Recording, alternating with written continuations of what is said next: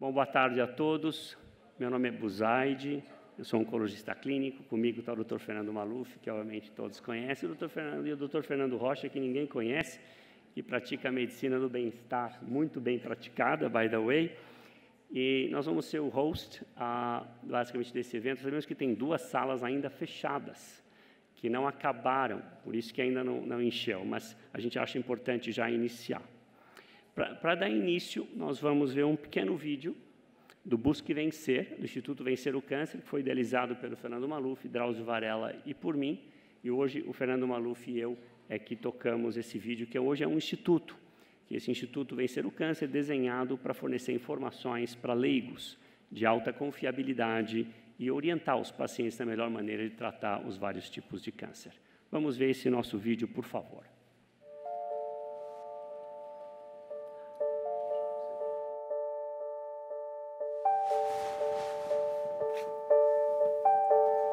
Eu queria primeiro mostrar uma imagem para você.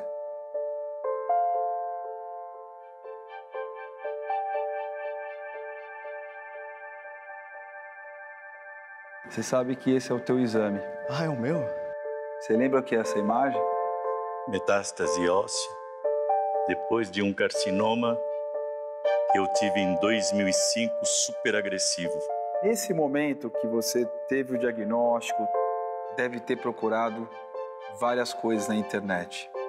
Eu procurei muito, né? Porque era um mundo muito novo, muito desconhecido. Você fica com vários fantasmas. O que é a doença, como o meu corpo vai responder, e o que eu devo fazer, sabe? Os cuidados, o medo.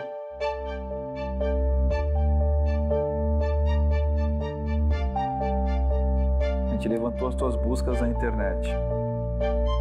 Isso aqui foi tudo que você buscou no período do seu diagnóstico. Meu? E são seus cliques. Por que você procurou isso na internet? Num primeiro momento eu tive medo de ter que escolher. Passou isso pela minha cabeça de, poxa, será que eu vou ter que escolher me tratar ou ter minha filha? Mas é o medo que eu tive, que era muito... Eu tenho muito cabelo até hoje, mas na época era um cabelo lindo. Que é o nível de gravidade do tumor. Eu quero responder, mas meu coração tá batendo tão a milhão pra ver isso daqui. Eu vi umas coisas que me assustavam tanto que eu decidi, falei, eu não olho mais. Uma frase que eu falei pro meu marido, fala muito de mim pra ela. Se acontecer alguma coisa comigo, eu quero que ela saiba o quanto ela foi desejada e tudo. Você acha que você acabou lendo informações Que não era pra mim. Notícias jogadas, lançamento de um remédio para o laboratório. Eu não aprendi nada que me desse segurança para saber o que eu estava fazendo. Quando a gente pesquisa esses temas abertos desse jeito, você vai encontrar uma enxurrada de informação. E talvez nem sempre seja, ou quase nunca seja aplicável para aquele paciente naquele momento.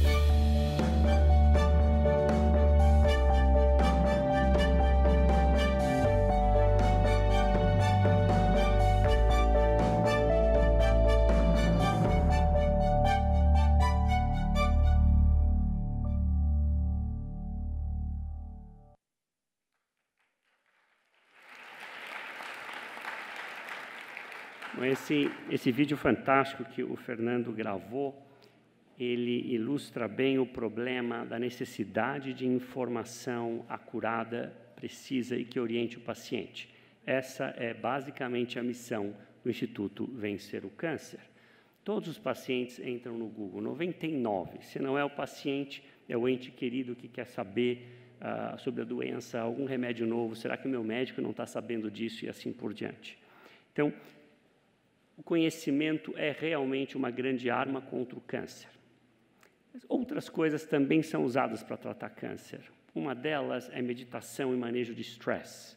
Em ratos, e nós apresentamos isso no programa Bem-Estar com o Fernando, se você pegar um rato e puser um câncer embaixo da pele e estressar o rato, o câncer cresce mais rápido.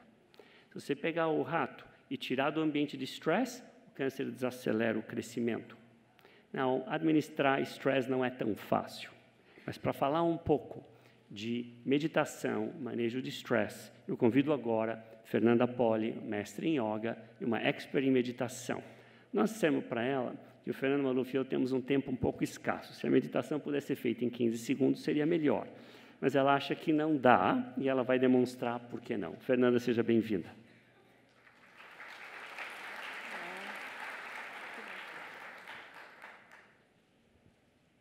Boa tarde a todos.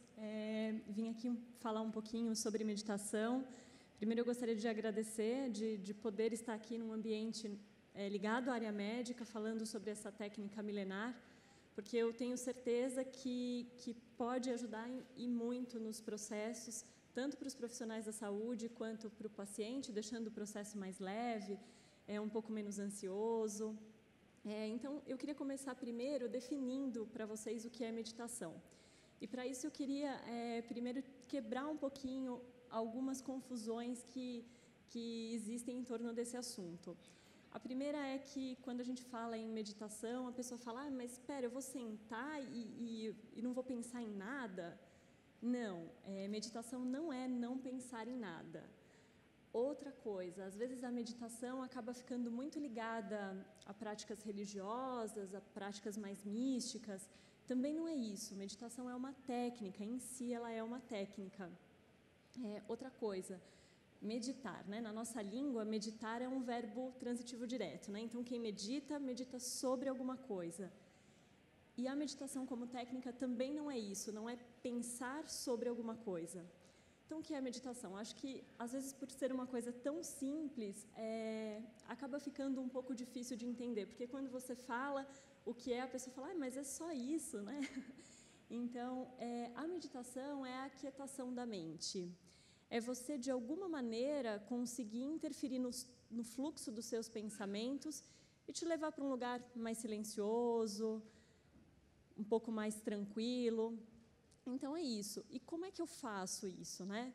Basicamente, a meditação que eu vou trazer aqui para vocês hoje, queria conduzi-los num exercício de meditação, é por meio de uma âncora. Então, a gente prende a nossa atenção em alguma coisa. Hoje, a nossa âncora aqui vai ser a respiração.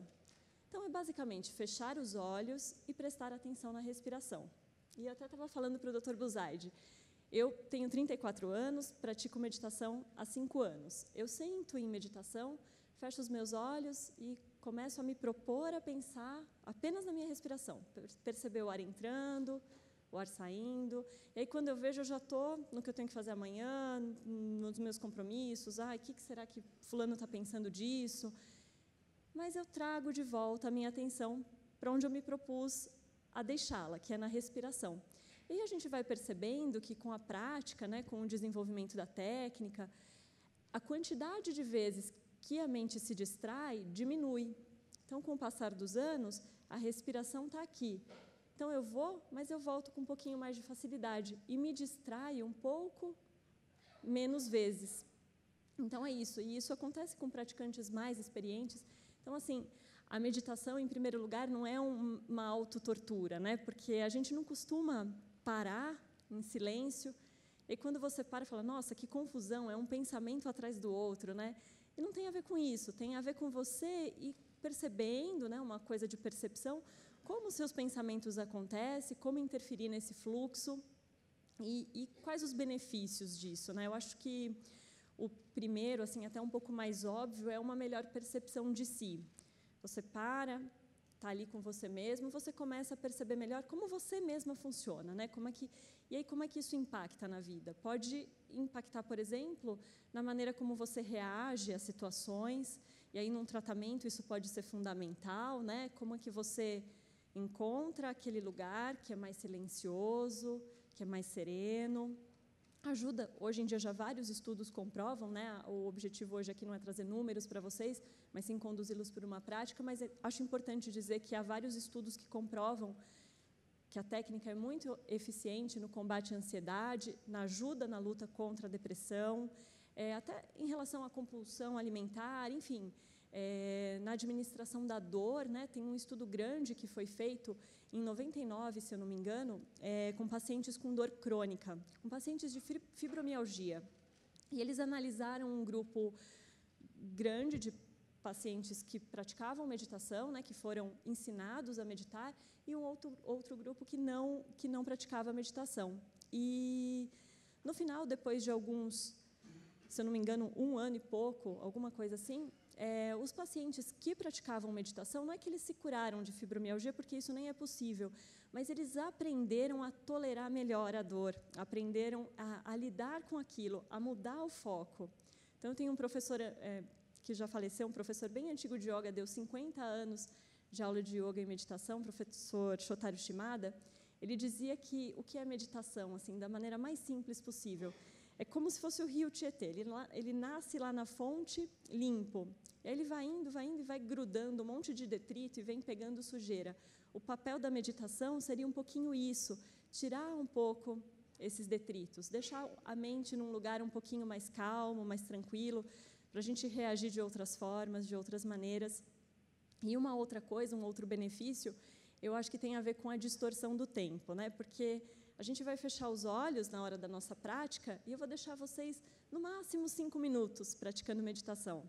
E aí vocês vão ter a impressão de que, nossa, não vai terminar jamais isso aqui, parece que são 20 minutos, porque é isso, né? A gente faz essa coisa de, o tempo passa tão depressa, né? Quando a gente está aqui, tem a ver com essa coisa, né? Da gente sobrepor pensamentos, sobrepor coisas para fazer. Então, eu acho que é isso, encontrar esse lugar um pouquinho mais sereno, essa capacidade de voltar como se fosse lá para o fundo do mar, né? Aqui em cima as ondas agitadas e a gente busca um lugarzinho mais tranquilo. Então, eu queria conduzi-los nesse exercício, pedindo que todo mundo fique sentado numa posição confortável, né? Então, coloca os seus ombros para trás, toma cuidado para não arrebitar o seu quadril, né? Encaixa aí o osso púbico na direção do seu umbigo, não vai ficar arrebitado, encontra uma posição boa, ombros para trás. Deixa suas mãos relaxadas sobre as pernas, as palmas das mãos viradas para cima, o dorso encostando nas coxas. E a gente vai fechar um pouquinho os olhos. Então, observa, lembra que não é um momento de autotortura, fecha os olhos, relaxa bem a expressão do seu rosto, observa como que está a tensão na sua boca, relaxa a mandíbula e o maxilar.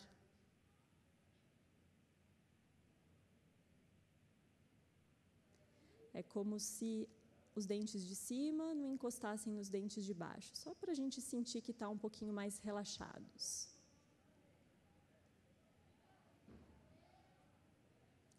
E aí, então, começa a prestar atenção na sua respiração.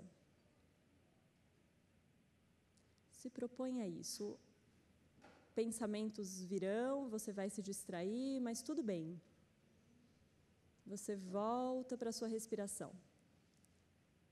E aí, para ficar um pouquinho mais fácil, continuar aí atento à sua respiração, você vai inspirar e fazer uma pequena pausa respiratória, quase que natural. E na hora que você soltar o ar, vai fazer uma outra pausa respiratória. Então, o fluxo onde você vai prender a sua atenção é inspira, pausa, solta o ar e pausa. Só isso. Faça isso por alguns instantes. Inspira, pausa, solta o ar e pausa. E quando a mente escapar, tudo bem, os pensamentos se distraem, traz de volta para esse ciclo.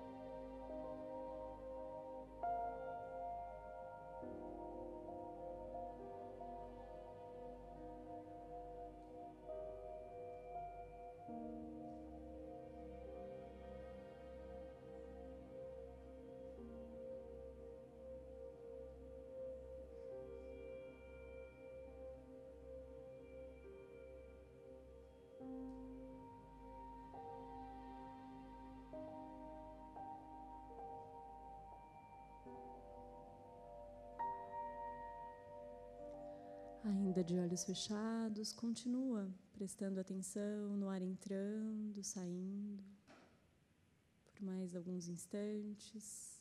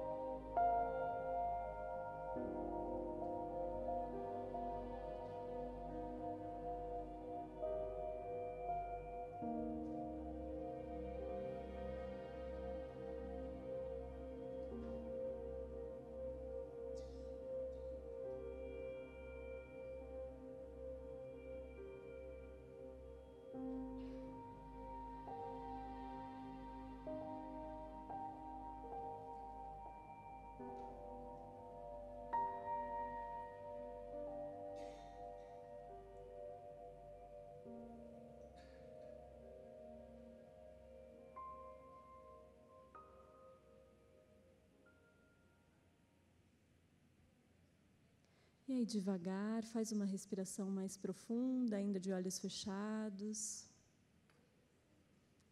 Vai abrindo os olhos bem devagar. E muito obrigada a todos. Espero que vocês possam levar um pouco dessa técnica para a vida de vocês, para pacientes. Muito obrigada.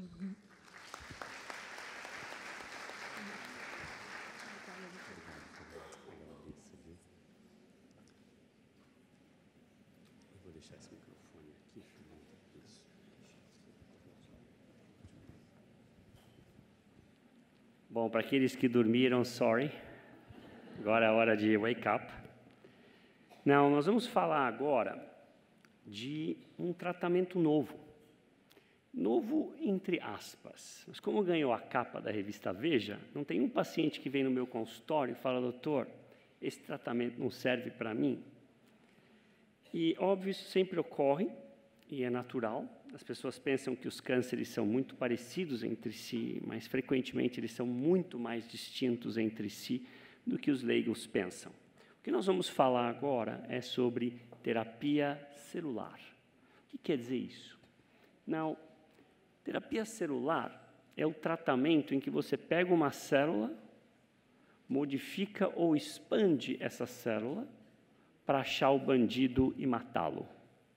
Imagine se a gente conseguisse fazer um soldado que só mata corrupto. Seria fantástico, né? Prolifera o cara, pega, ache e elimine. Essa é a ideia por trás da terapia celular. Óbvio que é muito mais fácil falar do que fazer. E esta área mudou muito no tratamento do câncer. Esse Arnold Schwarzenegger, com 19 anos de idade, ele falava I'll be back, com sotaque bem alemão, e agora com 70, all my back. Então, muda, tudo muda na vida. E tratamento de câncer, com certeza, é um deles. Não, como começou esse negócio de terapia celular e imunoterapia? Não, antes da terapia celular, começou a imunoterapia. E só uma breve lembrança, nós estamos falando de 1893, um cirurgião de Nova York chamado William Coley notou que alguns pacientes que tinham uma infecção chamada erisipela, principalmente perto da área do câncer, e o câncer regrediu em alguns doentes. E naquele tempo, 100 anos atrás, não tinha nada para tratar câncer. Cirurgia, e começou a radioterapia naquela época, nada mais. E essa observação, hoje a gente sabe que esse extrato da bactéria da erisipela que ele injetava nos pacientes produz uma sopa de moléculas que estimulam o sistema imune e provavelmente foi responsável pela eliminação de alguns cânceres. Hoje, a imunoterapia ela é muito mais focada. Nós temos a interleucina 2, uma classe de remédios chamados inibidores de checkpoint, que eu vou só tocar um pouco mais por cima, e hoje eu vou focar com mais peso na chamada terapia celular. Em grande parte, porque nós estamos trabalhando hoje no Einstein, além da beneficência portuguesa, e no Einstein nós pretendemos já começar a utilizar a terapia celular em 2018. Nós estamos trabalhando nisso já há mais de 1 ano e meio. Então, é um projeto de grande importância para nós e que vai abranger vários tipos de tumor. Não, quando você tem um bandido e ele está cercado pelos soldados, você observa na lâmina de patologia, na biópsia, você tem lá o câncer, está lá, você tem células imunes próximas e ele não consegue eliminar o bandido, porque o tumor é muito esperto e ele libera substâncias que o defendem contra o ataque do sistema imune, e a grande célula que ataca o câncer é chamada linfócito T, CD8 positivo. Então, uma das substâncias é essa PDL1. Essa é uma substância que é riquíssima na placenta, eu vou mostrar já para vocês. Por quê? Se não existisse isso na placenta, a mãe iria eliminar o baby, que não é igual a ela. Se você puser dentro de uma pessoa um órgão que não é igual a ela, ela elimina. Então, para a mãe não eliminar o baby, a placenta é lotada nesse PDL1. Veja aqui, olha, esse marronzinho é uma coloração para detectar essa proteína chamada PDL1, e é lotada na placenta. Não, o que o bandido faz? A mesma coisa que a placenta faz. Ele também, um dos mecanismos, não é todos, um dos mecanismos é essa excessiva produção de PDL1, aí chega a célula imune para matar o bandido e não consegue. Lembra daquele vídeo que eu mostrei no passado? Eu vou mostrar de novo esse videozinho que o Fernando era o 007 e tal. Eu vou mostrar de novo. Vamos ver esse videozinho aí, não sei se vai passar ou não. Era para passar? Vão passar, guys? Não foi? Vamos ver lá, por que não passou? Não sei se eu aperto de novo. Não, não passou. Well, isso é um problema com certeza técnico. Deixa eu tentar voltar uma vez de novo. Guys, conseguem passar o vídeo? Não. Não? Eu imagino que o silêncio signifique não. Então, nós vamos seguir para a interleucina 2 e vamos falar um pouquinho de interleucina 2. Não? Interleucina 2 é uma substância que, hoje nós vamos falar de terapia celular, mas é uma introdução a esse tópico, que essa substância é usada no tratamento de algumas formas de terapia celular. Então, a interleucina 2 é uma substância que é produzida pelo sistema imune. Quando você dá em grandes quantidades, o soldado fica bastante ativo, bastante tóxico esse tratamento, bastante tóxico. E não é novo. Veja a data desse paper, é 1985. Então, interleucina 2 é um remédio usado desde a primeira publicação, 1985. E nós já tratamos muita gente. A cura era pequena em melanoma, isso aqui é a taxa de respostas completas duráveis, que hoje a gente sabe bate com a palavra cura, na ordem de 4 a 5%. É baixo, Bullseye de 4 a 5%, eu não deveria nem falar em público. É horrível esse número, eu sei, mas é o que era, é o que tinha, e a gente curou vários pacientes assim. Quando a pessoa atingia a tal da resposta completa, mais ou menos 2/3 ficavam assim. Quer dizer, quando a resposta completa é quando você repete os exames de imagem e some tudo. Você fala para o paciente, olha, não vejo câncer. E tem uma chance boa, 2/3, de não voltar mais. Isto é, a pessoa está literalmente curada. Vamos ver uns exemplos. Essa é uma paciente que eu não curei, mas ela estava muito grave. Olha o fígado, tudo que é pretinho é metástase de melanoma. Ela recebeu interleucina em altas doses, viveu 1 ano e meio. Aqui ela tinha aproximadamente 6 semanas de vida no máximo. Essa outra curou. Tinha várias metástases no couro cabeludo, no corpo inteiro ela tinha metástase. Veja aqui, tudo que é preto, exceto isso que é a bexiga, isso que é o rim, é melanoma. Melanoma no corpo inteiro. Demos interleucina e ela está 0 até hoje. Ela até desenvolveu um pequeno câncer de mama há uns 6 anos atrás, e eu falei para ela, olha, boa notícia, é câncer de mama. Porque tinha captado no PET uma bolinha na mama, nós achávamos que podia ser melanoma, morremos de medo, que se fosse melanoma, ia ser muito grave. Câncer de mama, hoje a gente tira de letra a maior parte dos casos, e ela está bem até hoje. Agora vamos falar do tópico mais importante de hoje, terapia celular. Terapia celular, como eu disse, é você pegar uma célula do sistema imune, modificá-la ou expandi-la para atacar o câncer, que é o bandido. Essa é a definição de terapia celular. Vamos ver o que existe. Então, primeiro nós temos a terapia celular com uma coisa chamada TIL, e eu vou trazer uma paciente que foi tratada assim em 2011 com essa técnica, não foi no Brasil, eu tive que encaminhá-la para Israel, que chama-se Tumor Infiltrating Lymphocytes, TIL.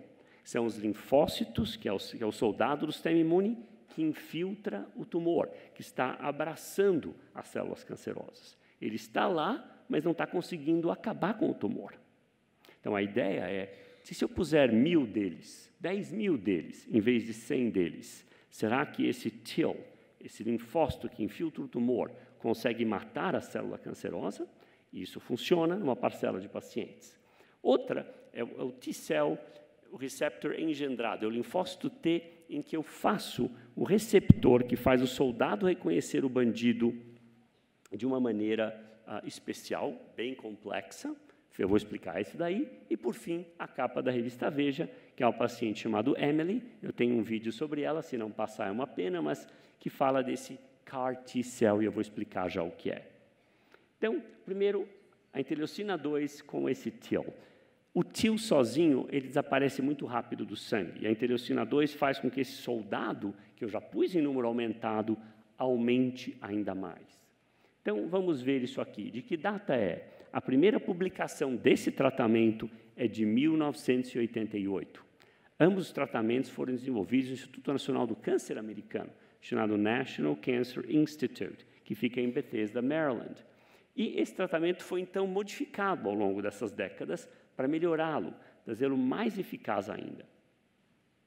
Como é que funciona? Você tira um tumor, por exemplo, um gânglio, um nódulo na pele, extrai, põe no laboratório, põe junto com a tal da interleucina 2. Essa interleucina 2, aqui está o melanoma que está em preto e o linfócito é o que está em branco. Conforme o linfócito vai ficando ativo, ele vai matando o bandido e vai ficando uma cultura só de células imunes, só de linfócitos. E aí o que você faz? Expande em bags, põe em sacos bem grandes, como se fosse transfusão de sangue, e aí infunde no paciente e dá mais interleucina 2 para ele. Então é um tratamento complexo, precisa ter um laboratório todo preparado para isso. Nós estamos trabalhando nisso no Einstein, o Fernando e eu, para ver se a gente implementa isso agora para 2018.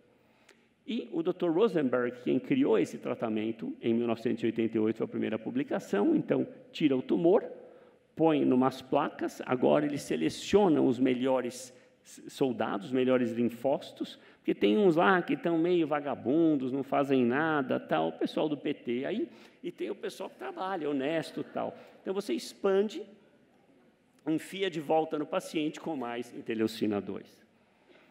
Espero que não esteja sendo gravado aqui, tá? Não, veja esse paciente tratado no Instituto Nacional do Câncer, ele tinha metástase no fígado desse pretinho, injetou, ainda aumenta, porque as células imunes estão indo lá e depois some tudo. Fica super fantástico. Vou mostrar outros casos. Veja esse caso. Olha o tamanho da metástase. Então, o paciente está curado, está liberado do câncer.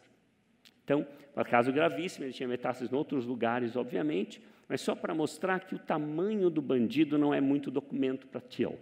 Se ele pega, ele reconhece o bandido, ele mata. Então, Tumor Infiltrating Lymphocytes, TIL, com interleucina 2, uma paciente minha, muito querida, aceitou falar aqui. Ela falou que ela tinha mais medo de falar em público do que tratar o melanoma metastático. Então, ela vai sofrer um pouquinho aqui. O importante desse tratamento é que ele tem uma chance de cura. Não é muito alta, é da ordem de 30%, mas é real. 30% não é baixo. O problema é a complexidade do tratamento. Então, você tira, tem que esperar umas 2 a 3 semanas para fazer o tal do TIL. Então, não é tão simples assim. Hoje, a gente até depleta os próprios linfócitos do paciente com uma químio e aí infunde de volta. Então, esse tratamento tem potencial curativo e essa foi a razão que eu encaminhei essa paciente, que já vem daqui a pouquinho falar, para Israel, onde isso também é muito bem desenvolvido, porque o do Rosenberg, que é de origem judaica, tinha muitos médicos de Israel que levaram de volta para Israel esse tratamento. E ele funciona em mais ou menos metade dos casos, ele regride o câncer, mas ele consegue erradicar em aproximadamente quase 1/3 dos pacientes. Isso em vários grupos tem demonstrado esse tipo de estratégia. Agora, nos Estados Unidos, tem um grupo, inclusive, que quer vender esse tratamento para tratar pacientes com melanoma avançado. Ele está sendo implementado ainda em vários centros americanos. Não, ele funciona também numa parcela de pacientes com outros cânceres, mas a eficácia não parece ser tão elevada. Por exemplo, em pacientes com câncer do colo do útero. Em 1/3 deles, eles tiveram respostas boas e até bastante duráveis. Ontem mesmo eu vi uma paciente minha, que eu normalmente não vejo esse tipo de enfermidade, câncer do colo do útero, mas pensaram que era câncer de pulmão, e eu vi e não era, eram metástases de um câncer de colo de útero que ela teve no passado. E eu estou tentando encaminhar essa paciente para os Estados Unidos agora, para ver se eu consigo que eles aceitem a paciente para o programa de TIL, que ainda existe para esse tipo de câncer. Vamos falar agora de uma outra coisa, essa mais complicada. O TIL é antigo, é da década de 80. O linfócito engendrado. Você pega o soldado, injeta um vírus dentro dele, que faz com que ele fique um super soldado, que reconhece algum ponto específico da célula cancerosa. Então, é um receptor de célula T que fica na superfície desse linfócito. Então, você tem que tirar o linfócito do paciente. Você faz isso por uma máquina que tira os linfócitos do sangue do paciente, não precisa operar o paciente. Põe no laboratório, põe esse vírus modificado, que faz aparecer na superfície um receptor que reconhece um alvo específico da célula cancerosa. Então, nós falamos do TIL, o TIL fica aqui, pega o tumor, põe no laboratório e expande. Agora não, agora você não tira o tumor, você pega os soldados que estão na circulação do sangue do paciente. Com uma máquina especial, você extrai, identifica os melhores, para ver se eles reconhecem o bandido, fala, olha, esse cara é bom, esse soldado é fantástico, mata o bandido em 2 minutos, aí pega esses caras, expande e aí dá de volta para o paciente com mais interleucina 2.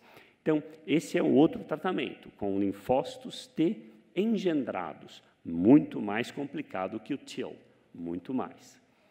E eles fazem o seguinte, esse T-cell receptor, como é chamado, ele vai, aqui está a célula cancerosa apresenta na superfície o que a gente chama de antígenos específicos, junto com uma coisa chamada MHC, que vem da sigla inglesa Major Histocompatibility Complex. Então, ele não fica solto, ele fica preso. E esse linfócito T agora, com esse receptor especial, reconhece e mata o bandido. Não, óbvio que isso não é tão simples, óbvio que tem problemas. Qual é o problema? Se esse antígenozinho estiver presente em qualquer lugar do corpo, o linfócito vai atacar. Não importa se é mocinho ou bandido. Então, se isso estiver no pulmão, a pessoa provavelmente vai morrer de insuficiência respiratória, porque o linfócito vai atacar o pulmão da própria pessoa. Então, você tem que escolher esses antígenos específicos, que só tem na célula cancerosa. E isso não é tão simples, porque vários desses antígenos estão presentes em tecidos normais. Alguns deles são bastante bons. Então, você quer antígenos muito expressos em tumores e você não quer que seja expresso nos tecidos normais, a menos que seja um tecido irrelevante. Por exemplo, vai que a célula imune destruísse o útero da mulher. Well, ela já tem os seus filhos, esse útero não serve mais para nada. Então, você poderia ter, seria aceitável. Tem antígenos que estão presentes no testículo do homem, que se o homem já teve os seus filhos, etc., ele já não precisa mais daquilo. Tá certo? Eu estou falando do testículo, não de toda a arma, só do testículo. Então, o ponto é, isso é aceitável. Então, eles notaram que esse antígeno chamado NY-ESO1, New York e SO1, é presente em vários tipos de câncer. E é a barrinha azul. Por exemplo, em melanoma, em mais ou menos 40%, em sarcoma, mais ou menos 50%. E esse tratamento que reconhece esse antígeno especial, funciona de modo fantástico. Vamos ver os dados. Então, eles fizeram vários tipos de linfócitos T engendrados. Só que o que funcionou bem mesmo foi esse NY-ESO1. Vamos dar exemplos de problemas que não funcionaram. Por exemplo, eles fizeram contra esse MAGE-3, o mesmo linfócito, contra o antígeno comum em melanoma. Olha o que aconteceu. 2 pacientes morreram de efeitos no coração. Não se sabia que esse MAGE-3 tinha em pequenas quantidades na célula do coração. Eles pegaram pacientes aqui que, contra esse MART1, que é também de melanoma, tinham respostas até, algumas duráveis, mas 40% dos pacientes perderam a audição. Isso foi ruim. Então, a atenção a isso não é banal. Quando vocês estudam no microscópio, falam, olha, não vejo um tecido, mas tem, às vezes, pequenas quantidades, e o linfócito vai lá e mata a célula normal. O que foi muito bem é esse contra NY-ESO1. Toxicidade grave, 0. E esse é o programa que nós vamos trazer, Fernando e eu, para o Einstein em 2018. A nossa prioridade é ir atrás desse NY-ESO1. Funciona para vários cânceres. Melanoma, sarcoma, bexiga e assim por diante. Exemplos, isso aqui é tudo do Instituto Nacional do Câncer americano. Veja o tratamento antes e depois. Então, veja aqui, olha, 6 meses, 42 meses. Olha as regressões das metástases pulmonares. Veja aqui, pré-tratamento, pós, a grande massa some. 52 meses bem, pré e pós. Então, claramente, esse tratamento tem potencial de eliminação da doença. Por fim, o tal do CAR T-cell, capa da revista. Uma paciente muito jovem, chamada Emily, eu vou ver se esse vídeo roda, vamos rezar para o vídeo rosar, guys. E a Emily era uma menina jovem, naquele tempo muito jovem, devia ter uns 6, 7 anos mais ou menos, e ela tinha tomado quimioterapia para leucemia aguda e não curou. No meio da quimioterapia, a leucemia voltou. E isso é gravíssimo. As chances de cura com esse tipo de tratamento nessa situação é muito pequena. Foi então oferecida para ela, pela primeira vez na história, um tratamento novo, chamado CAR T-cell. O que quer dizer esse CAR? Chimeric Antigen Receptor T-cell. Chimeric é porque um pedacinho dela vem do rato. Então, não é uma quimera. Vem parte humana, parte do rato, que é mais fácil você fazer no rato a pontinha desse receptor. Isso é feito por vírus. Você injeta o vírus dentro da célula do linfócito T e ele produz um anticorpo na superfície, uma cara de anticorpo, que reconhece o antígeno que está na superfície da leucemia ou de um linfoma. E o resultado foi fantástico. Vamos ver se a gente consegue, daqui a pouco, passar esse vídeo. Então, eles pegam o sangue periférico da paciente, tiram a leucemia, só separa as células imunes. Dessa célula imune injetam um vírus, esse vírus produz um receptor na superfície do linfócito, expande no laboratório, põe de volta e reza para funcionar.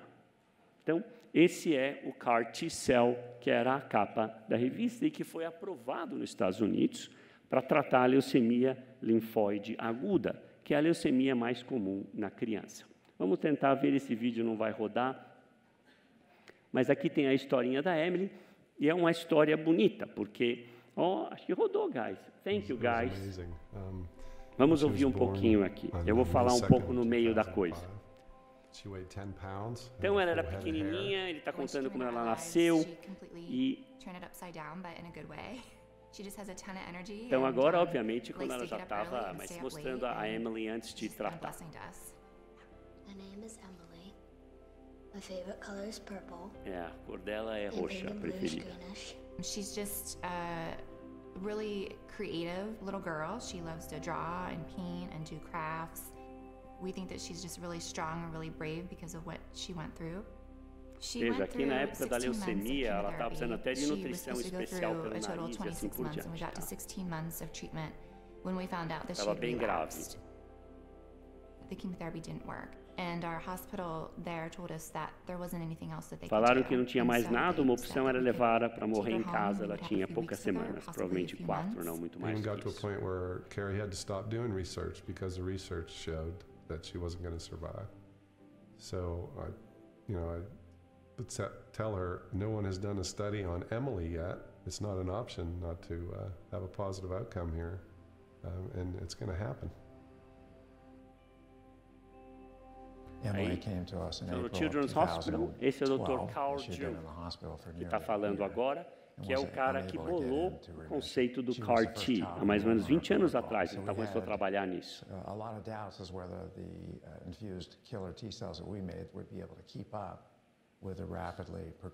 Eles não sabiam, era a primeira vez que alguém ia fazer esse experimento, jogar a célula imune dela modificada para reconhecer a leucemia e não sabiam se isso ia matar a célula cancerosa ou não.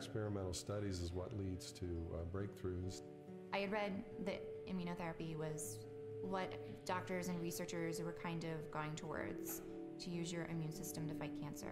The way that they explained it to us, in kind of simple terms, was that they would take her T cells out of her blood and that they would train them in a lab. Tira com essa máquina, modifica a célula, como eu falei com o vírus, e põe de volta. Find cancer cells in your body and they're going to get rid of them. They had expected her to get a fever about 7 to 10 days. Ela ficou muito grave, ela quase morreu por uma grande reação inflamatória. O Dr. Carl June conseguiu reverter isso e ela entrou em remissão e está curada. Em 2012, foi a primeira paciente do mundo a tratar com CAR T-cell. Então, ligaram para o pai dela 8 dias depois. Alguma coisa errada, não, eles falaram, o tratamento funcionou. Que ela estava em remissão. It's been an amazing journey for me. It's been over 20 years that I've been working on this, so that's obviously very rewarding. There's still a lot to do. Então, esse vídeo ilustra a história da Emily, a menina da capa da revista. Eu não li a revista Veja, eu só leio Caras quando eu corto o cabelo.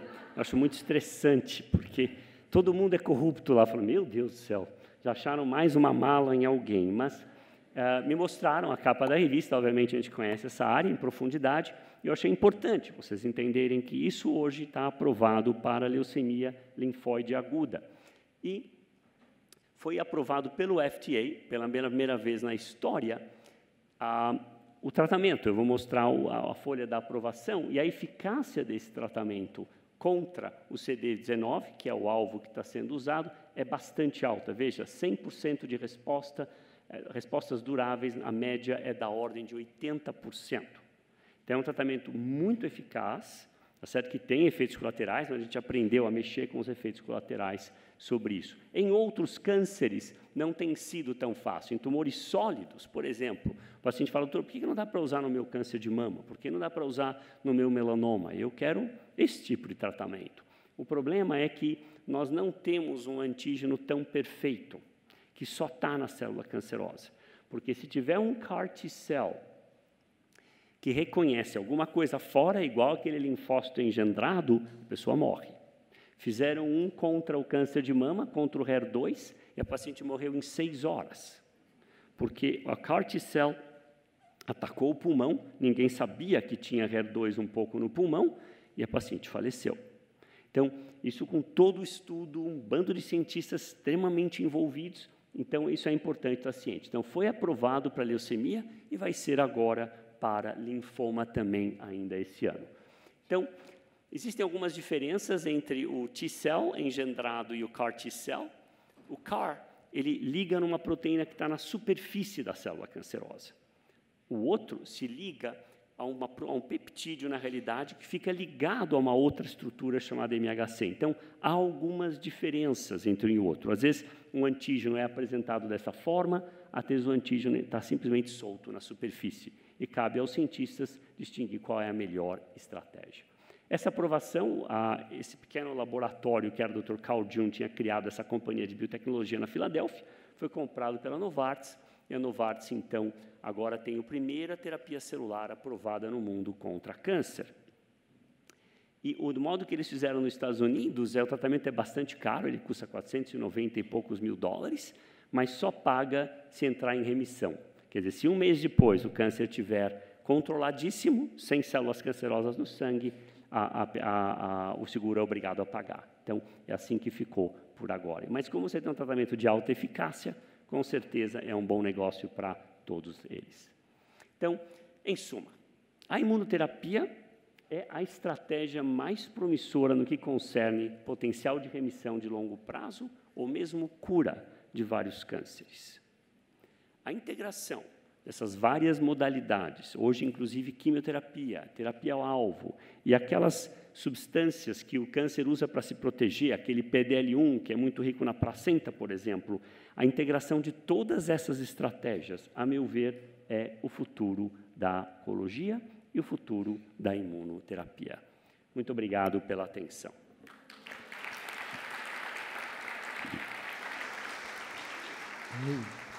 Eu vou chamar agora uma paciente muito querida minha, que está aqui. Márcia, por favor. A Márcia é aquela moça que eu falei que não tinha medo de melanoma, ela tinha medo de falar em público. Então, agora vai ficar complexo. E eu vou dar esse pódio para ela daqui a pouco, e eu vou pegar o microfone para fazer umas perguntas para ela. Não, pode ser, então. Então, vamos dar o microfone para você, Márcia. Senta ali numa cadeirinha. Obrigado. Bom, a Márcia tem um melanoma metastático, grave. Tinha, né? Óbvio. Tinha, né? E tinha, isso mesmo, Márcia. E bastante grave. Eu nem me lembro quando eu comecei a tratá-la, mas faz um mínimo... 2010. 2010. Então, faz 7 anos. Ela veio com um câncer avançado, um melanoma no pulmão, no fígado, no cérebro. E, óbvio, isso não é uma coisa muito banal.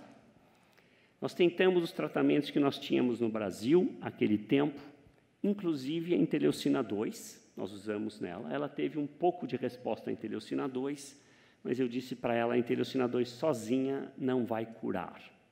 Nós temos que fazer alguma coisa a mais. E há 6 anos atrás, isso é 2011 mais ou menos, o tratamento que tinha chance de cura era esse TIL, Tumor Infiltrating Lymphocytes. O Instituto Nacional do Câncer americano, isso é feito sem custo, o problema é que a fila de espera é tão grande que as pessoas morrem na fila de espera. Então, nós conseguimos, então, encaminhá-la para um hospital em Israel chamado Sheba. O diretor chama Jacob Schachter, que me conhecia de advisory boards. E agora eu vou pedir para a Márcia contar um pouquinho como foi a briga lá em Israel. Ela é muito engraçada, ela mandava uns vídeos muito engraçados, porque Lá em Israel, a medicina socializada, tinha acho que 3 no quarto, um banheiro para 3, e aí ela filmava e falava, parece o Hospital São José, né? Que são quartos chiquérrimos e tal. Conta um pouco a sua briga lá. A hospedagem não é o forte deles lá, né? Não é. E lá eles são adeptos do só faz efeito se for com dor, muita dor. Com certeza. Conte um pouquinho como foi as suas apreensões, a sua ida para Israel, como é que foi tudo? Eu fui encaminhada para Israel e lá nós começamos um tratamento praticamente do zero e foi uma fase assim bem difícil, bem complicada, porque nós não sabíamos o que nós íamos encontrar lá. Então, hoje eu vejo vocês falando em trazer tudo isso para o Brasil e eu penso, nossa, se acontecer de novo, está fácil agora. Mas... O que eles fizeram lá? Então, eles abriram o seu tórax? Eles fizeram vários exames, né? Na primeira fase, eles procuraram o tumor mais promissor, né? Exato. Que eles procuram o maior, que é aquele que oferece uma maior chance. E eles abriram, no meu caso, era um tumor do pulmão. Do pulmão, uma metástase pulmonar, então ela sofreu uma cirurgia do tórax para tirar o nódulo pulmonar. Eu tirei esse nódulo pulmonar e ele foi levado para laboratório para fazer o TIL. Para fazer o TIL. E assim, depois eu foi aí que eu conheci como seria a minha internação lá, né? Eu fiquei no hospital e lá eles têm uns rituais religiosos muito engraçados. Metade é muçulmana, metade é judeu, cada um fala uma língua. E, assim, tudo com dor, anestesia em ultíssimo caso. Ainda bem que eu fui anestesiada para cirurgia, né? E só. Quando eles tiraram o dreno, me lembro, o Jorge, que é o esposo, falou que o cara falou, olha, fala para ela que vai doer, mas a dor passa logo. Como ela não fala bem inglês, ela não entendeu, era para o Jorge que ele falou, não vai doer. Eu falei para o Jorge, o que ele falou? O Jorge falou, ele falou que não vai doer nada. Aí o cara pegou um grampeador, tirou o dreno, né? Aí ele olhou para mim, pá, tirou o dreno, sacou um grampeador do bolso e craft. No primeiro grito que eu dei, uau, ele deu a segunda grampeada. Não, os caras é um pouco militar, o hospital, é um pouco militar. E foi assim, mas para tirar o grampo foi melhor. Eu cheguei no corredor do hospital, eles falaram, levanta a blusa. Eu tirei, eles sacaram os grampos. Meu Deus. Foi com mais jeitinho. Bom, obviamente o hospital é cientificamente fantástico, mas o estilo é um pouco mais militar do que a gente está acostumado aqui. Porque lá eles são muito duros, assim, natural, né? Eles são extremamente avançados. É um centro hospitalar enorme. Na verdade, nós fomos muito bem tratados, imagina, eu devo tudo a eles. Não tenho dúvida, não. Mas é muito diferente, a cultura é muito diferente da nossa. Eles são duros, né, por conta da guerra, por conta da própria cultura deles, né? E eu tive várias experiências lá, muito engraçadas, que se fosse lembrar de todas, né? O médico, quando tirou também um dreno catéter. Meu que estava aqui, um catéter, ele tirou falando no celular, tipo, tirando o celular aqui no ouvido, falando, e eu... Então, foi tudo muito engraçado. Foi uma experiência ímpar, né? É por isso que tem o Muro da Lamentação, ele acho que foi criado para esse propósito. Eu fui no Muro da Lamentação. Eu fiz a primeira internação e, quando eu fui fazer a segunda, eu vi melhor ir no Muro da Lamentação antes, para pedir. Mas foi bem, foi uma experiência para mim. Graças a Deus eu estou bem, né? Estou aqui. Tem alguma coisa em especial que o senhor quer que eu conte, que o senhor lembre? Quero ver se alguém quer fazer alguma pergunta para você, porque essa é uma experiência única. Há muitos poucos brasileiros que fizeram esse tratamento fora do Brasil. Obviamente, o custo é bastante elevado. As pessoas têm que fazer grandes sacrifícios para se tratarem nesses centros, porque obviamente, o judeu que mora em Israel por mais de um ano tem acesso ao tratamento gratuito, mas não dá para ser espertinho, ir lá, ficar 2 meses e falar, eu quero me tratar, isso não funciona. Então, as pessoas têm que fazer um tratamento de altíssimo custo.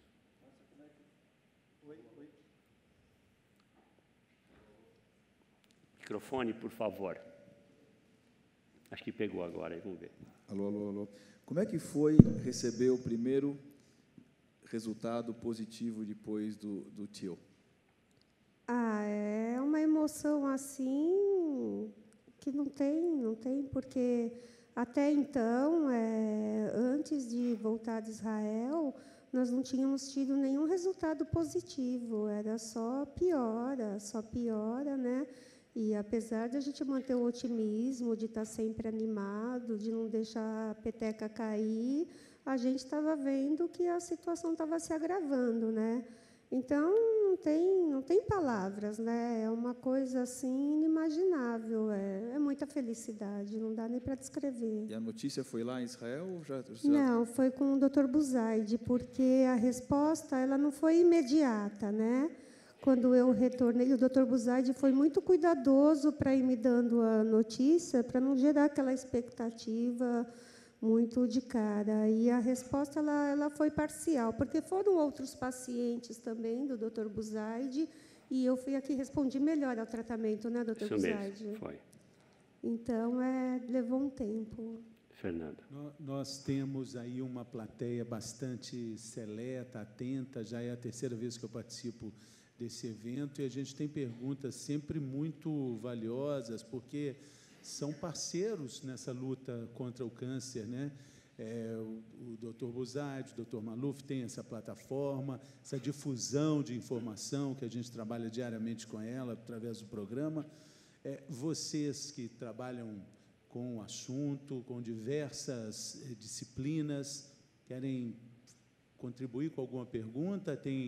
Eu só na entrada conversei com várias pessoas de diversas partes do Brasil, com problemas diferentes. Aí já sei que você é de Belém do Pará, já falou comigo, né? Então, pode falar, por favor. Vamos lá. Quando a Márcia foi $150 mil, se eu não me engano. Isso. Hoje já está em $200 mil, ele é pago em algumas vezes, mas são landmarks, porque o custo para fazer o tratamento é absurdamente caro. Você imagina um laboratório que pega células, expande, a complexidade é elevada. Por isso que não é disponível em qualquer lugar. Nós vamos trazer isso, obviamente, para o Einstein para 2018. É um dos elementos da alta prioridade que o Fernando Maluf e eu, que somos do comitê gestor, queremos implantar. E é o hospital que está um pouco mais próximo de fazer isso, porque nós vamos trazer CAR e queremos trazer TIL. Então, isso é prioridade 1 no business plan. Desculpa, Márcia. Em Israel, o tratamento ele é gratuito. O alto custo também está, porque eles chamam isso de turismo médico. Então, é esse turismo médico que mantém o tratamento e a pesquisa que custeia o tratamento para os outros pacientes também de lá. Temos uma pergunta ali na frente, tem outra aqui também, daqui a pouquinho. É o esposo. É o marido, É o né? Jorge,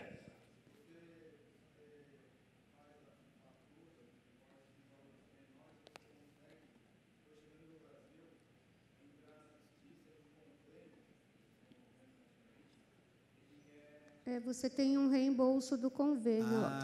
Vocês estão ouvindo aí? Tem um reembolso do convênio. Só anestesia mesmo, que não paga lá, não tem jeito. Pelo jeito, a Fernanda está certo. Com certeza, com anestesia era mais $50 mil, olha. Aumenta, né? Não, isso é muito bom. Então. Na época, nós ficamos meio receosos, ficamos com medo, porque por conta do diagnóstico, nós ficamos só com medo de perder o convênio depois, então nós não entramos mais.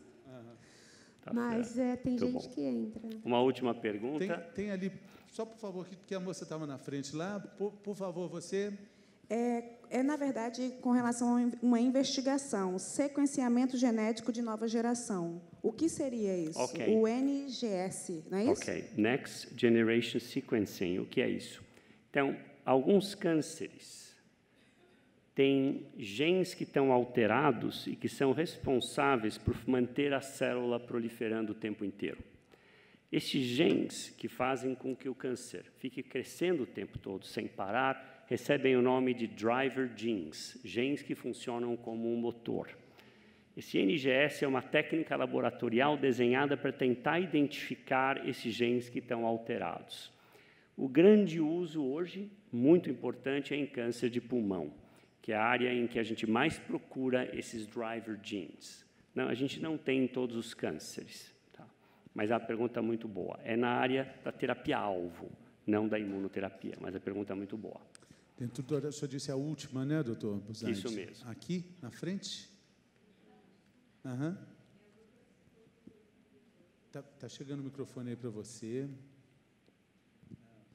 Só um segundinho. Pois não.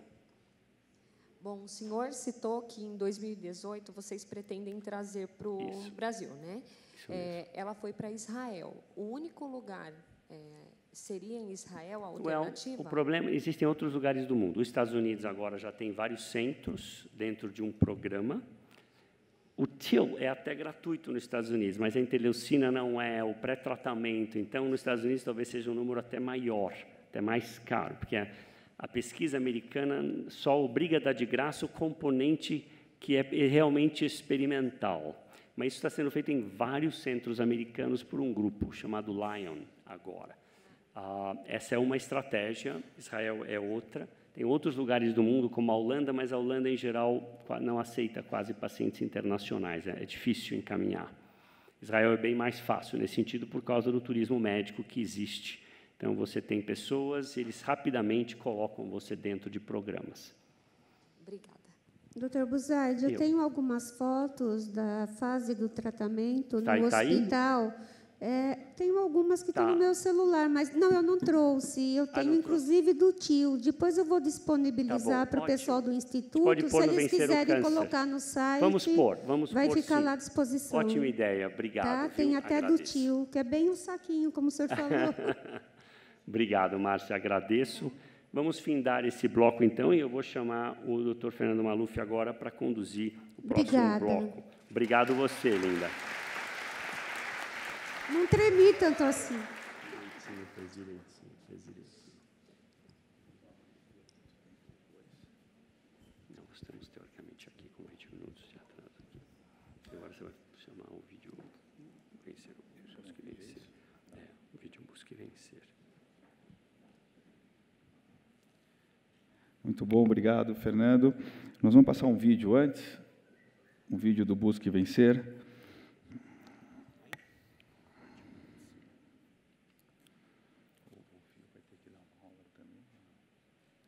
A internet é essencial na nossa vida, mas para quem está enfrentando um câncer é importante saber onde encontrar informações confiáveis. Por isso, existe o portal do Instituto Vencer o Câncer. Lá você encontra informações completas sobre a doença, prevenção, sintomas e tratamentos. Se você é paciente ou conhece alguém que esteja enfrentando a doença, acesse o site e saiba mais. Vamos juntos vencer o câncer.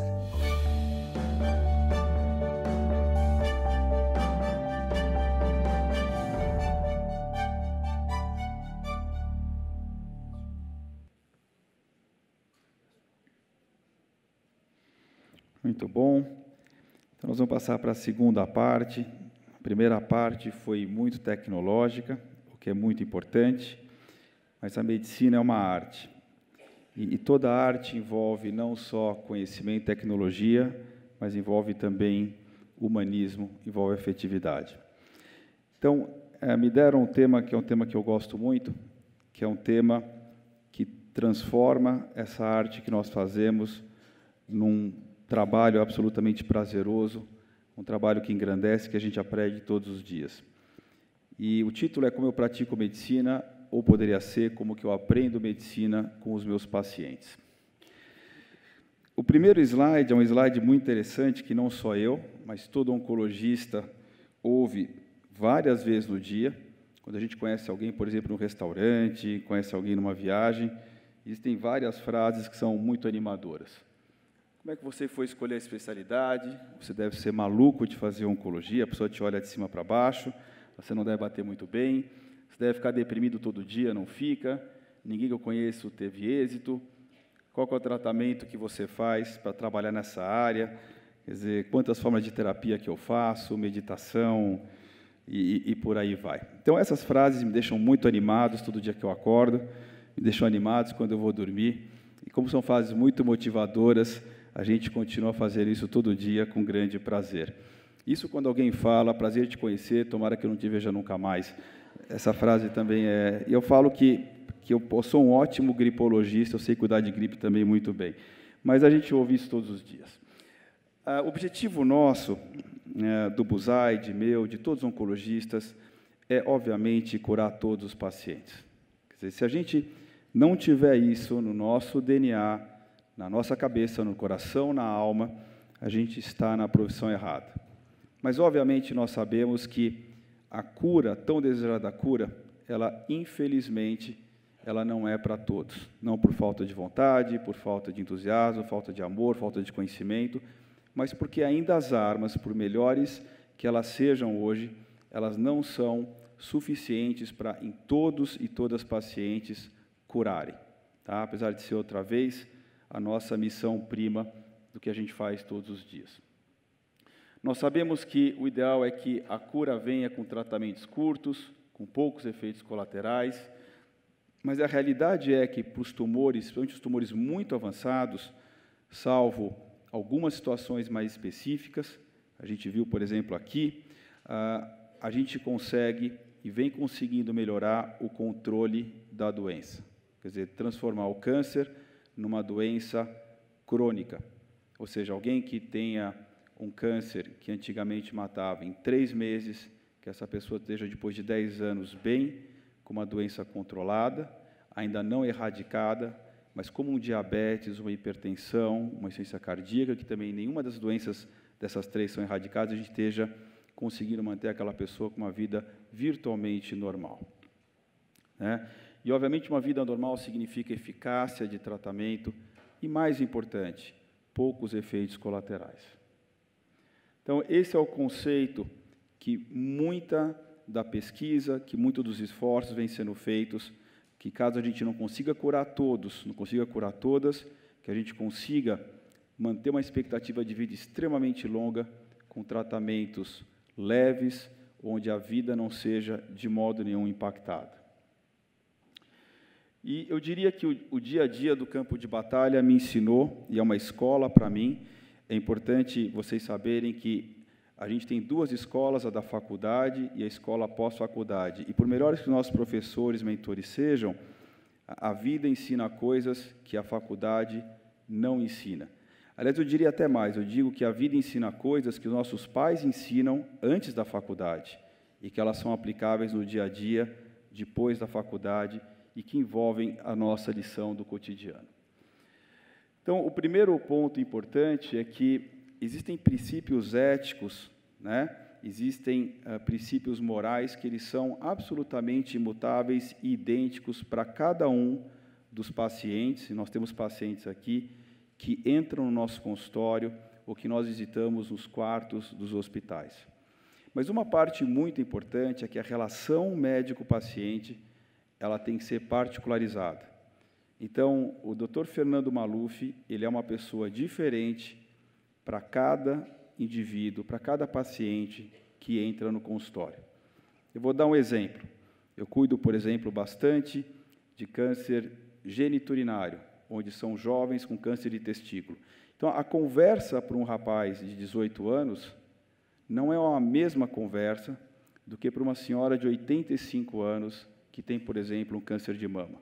O tipo de diálogo, o tipo de comunicação, as palavras escolhidas, elas são completamente diferentes.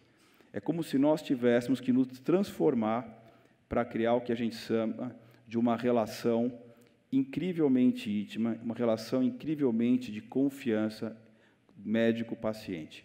Isso é um ponto que eu ensino meus residentes todos os dias, que nós temos que nos transformar para cada paciente para criar uma coisa chamada vínculo, e esse vínculo tem que ser particularizado um a um. Por isso, o vínculo leva à empatia, e empatia é o preceito básico. Não adianta o médico ter 40 diplomas na parede. Se você, paciente, não teve empatia por aquele médico, infelizmente, aquela relação começa quebrada. Então, não importa o número de diplomas. O que importa, obviamente, é saber quem são os bons profissionais e que você tenha profunda empatia. Por quê? Porque nessa viagem da cura do câncer, você não consegue navegar sem ter empatia por quem está pilotando o leme do navio. E eu digo que empatia, em parte, vai além do sorriso, do carinho, da forma de acolher, de comunicação fácil. Então, um ponto importante é que os médicos falam uma língua que é não inteligível. Não dá para entender. E para quem está no consultório, em particular a primeira consulta, que é aquela que está todo mundo suando frio, porque você não sabe o que o médico vai te dizer, o índice de absorção seu, ele é muito baixo. Então, os estudos mostram que o que os pacientes absorvem na primeira consulta é só 10 a 20% do que a gente falou. E não é uma vez ou duas, mas quantas vezes que na segunda consulta a paciente ou o paciente fala: Fernando, você não me explicou nada disso, você não falou nada disso para mim, eu só sei que eu falei porque eu falei, senão eu não saberia dizer que eu falei. Eu falei, claro, não falei, mas não, eu falei e falei uma semana atrás. Então, a comunicação fácil é uma das ferramentas mais importantes para que a gente consiga estabelecer uma relação de empatia e de confiança.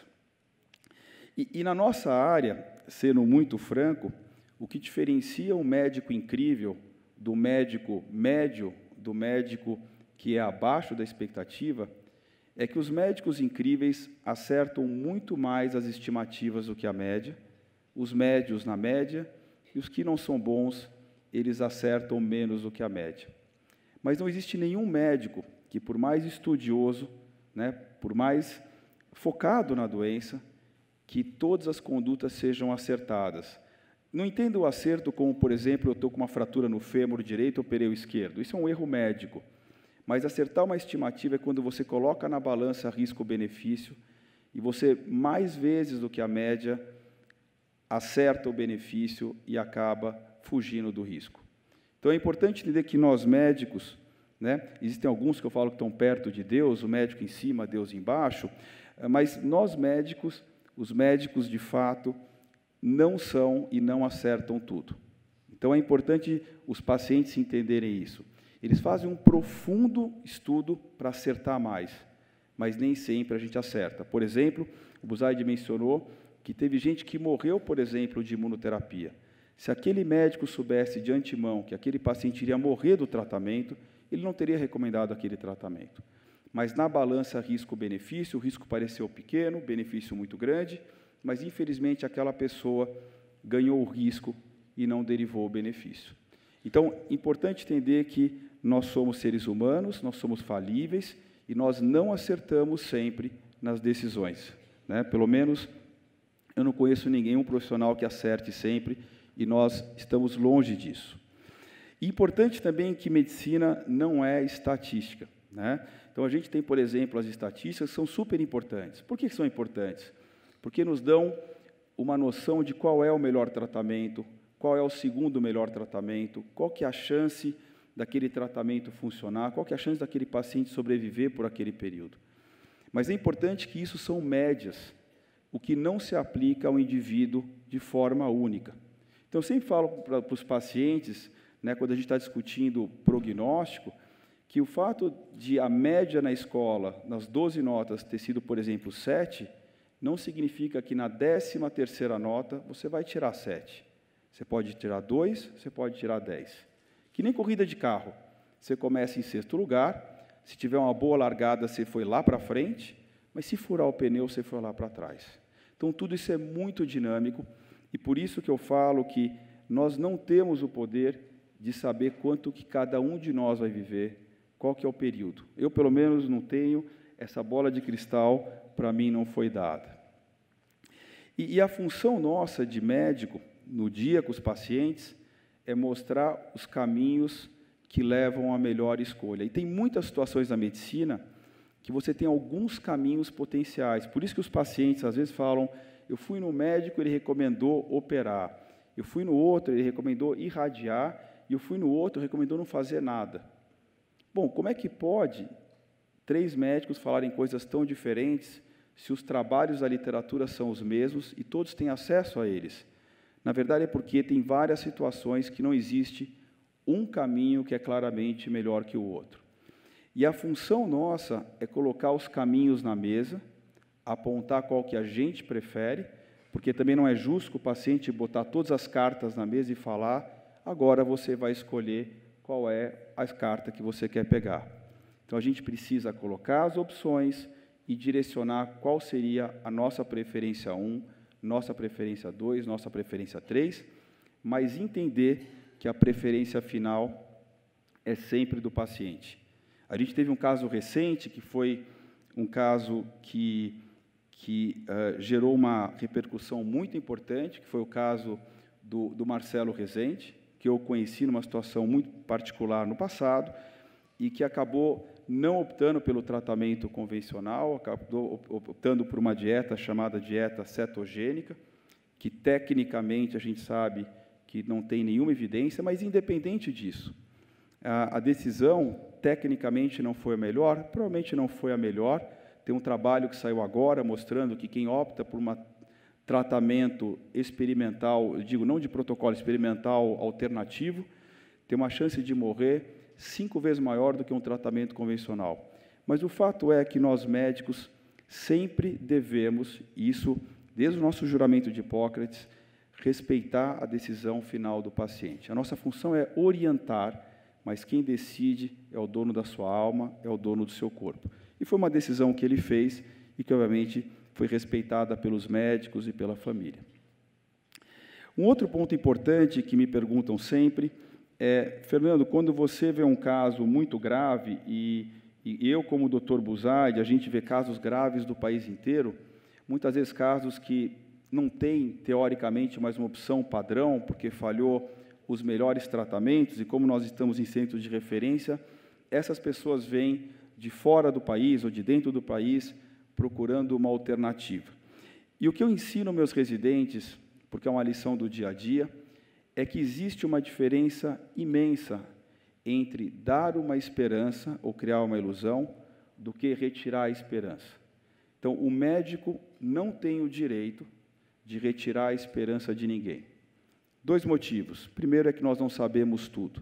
E eu posso dizer para vocês que, no meu dia a dia, e eu cuido de 60, 80 pacientes por dia que eu vejo, eu começo às 4h30 da manhã, o meu trabalho, e vou até a noite, eu já vi situações fantásticas, situações incríveis que não são explicadas pela estatística. Segundo, existe um motor chamado esperança.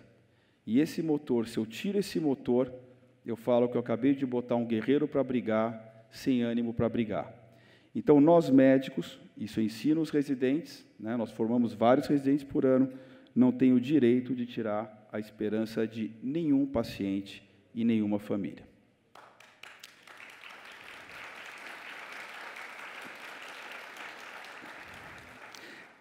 Outro ponto é que o médico, como eu falei, ele não sabe tudo, eu não sei tudo, estou longe de saber, aliás, eu falo, quanto mais eu estudo, é tão chato, mais eu estudo, menos eu sei.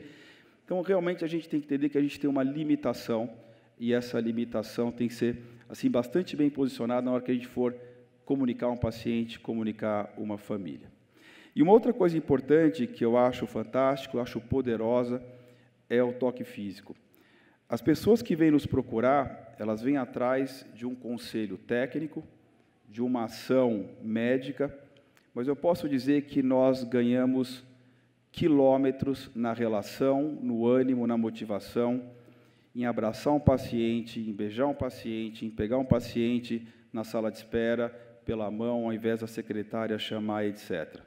Então, o toque físico tem uma arma absolutamente poderosa de comunhão nessa arte médica, de juntar pacientes, famílias com a equipe médica.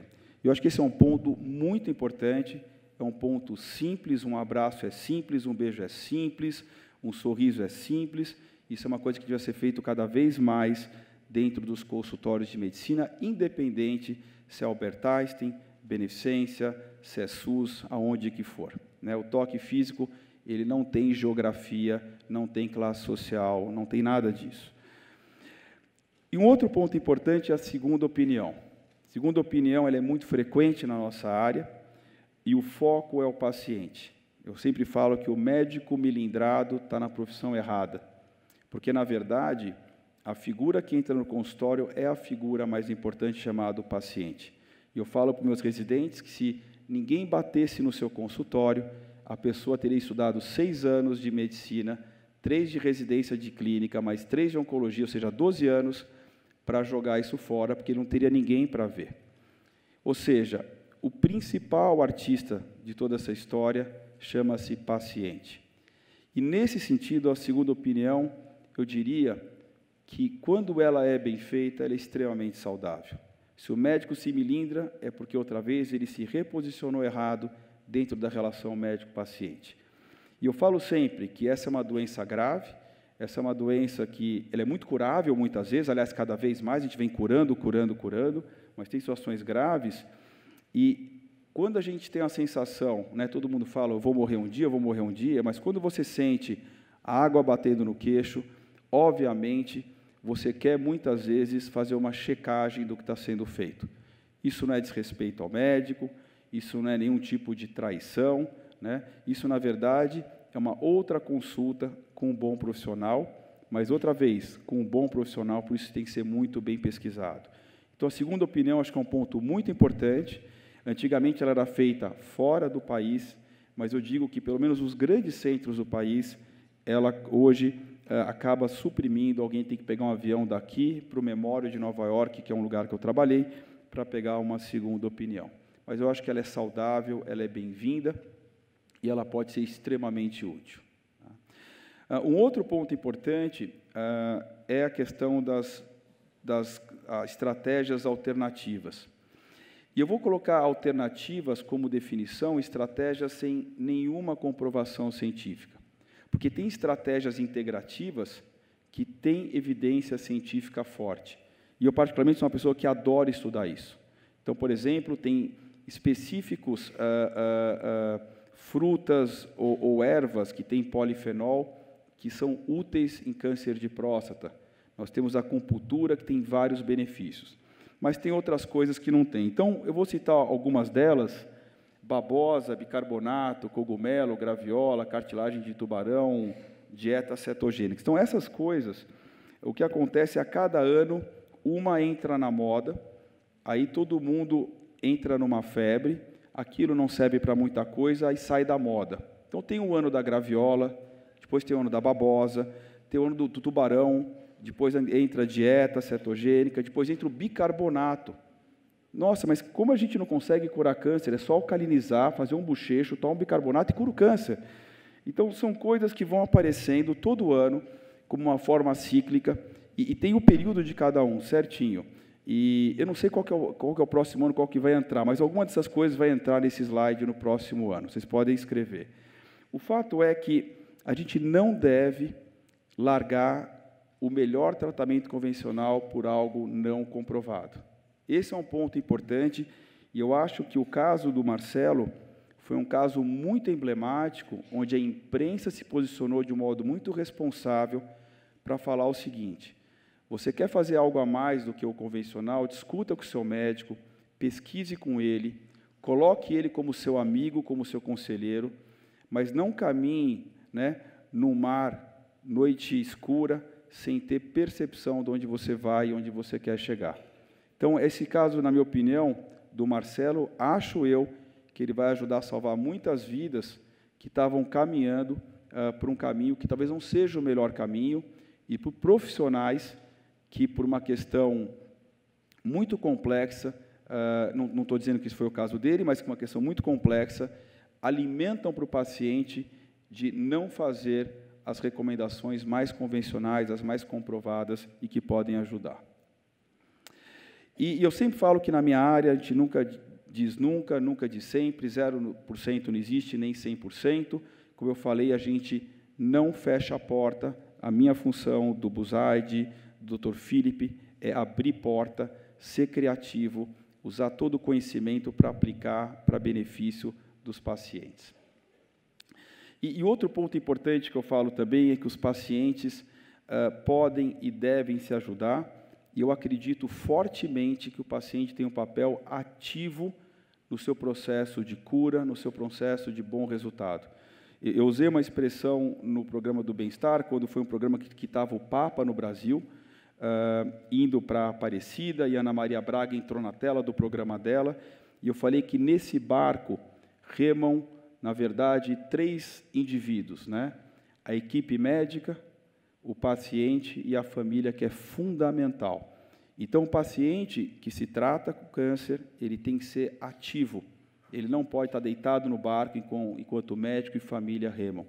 E isso, na verdade, na minha opinião, faz o barco passar a arrebentação do jeito muito mais eficaz. Tá? E outro ponto importante que eu aprendi no meu dia a dia é que a gente deve repartir as nossas angústias com o paciente, os nossos medos, as alegrias, com as pessoas mais íntimas, mas não com todas as pessoas. Tá? Porque, por mais bem-intencionado que a cabeleireira seja, por mais bem-intencionada que a manicure seja, por mais bem-intencionado que a vizinha da casa do lado seja, as pessoas vão falar coisas que não vão bater bem, que não vão cair bem e que vão, na verdade, mais angustiar, mais atrapalhar do que ajudar. Então, essa é uma doença que tem que ser repartida com as pessoas do círculo íntimo.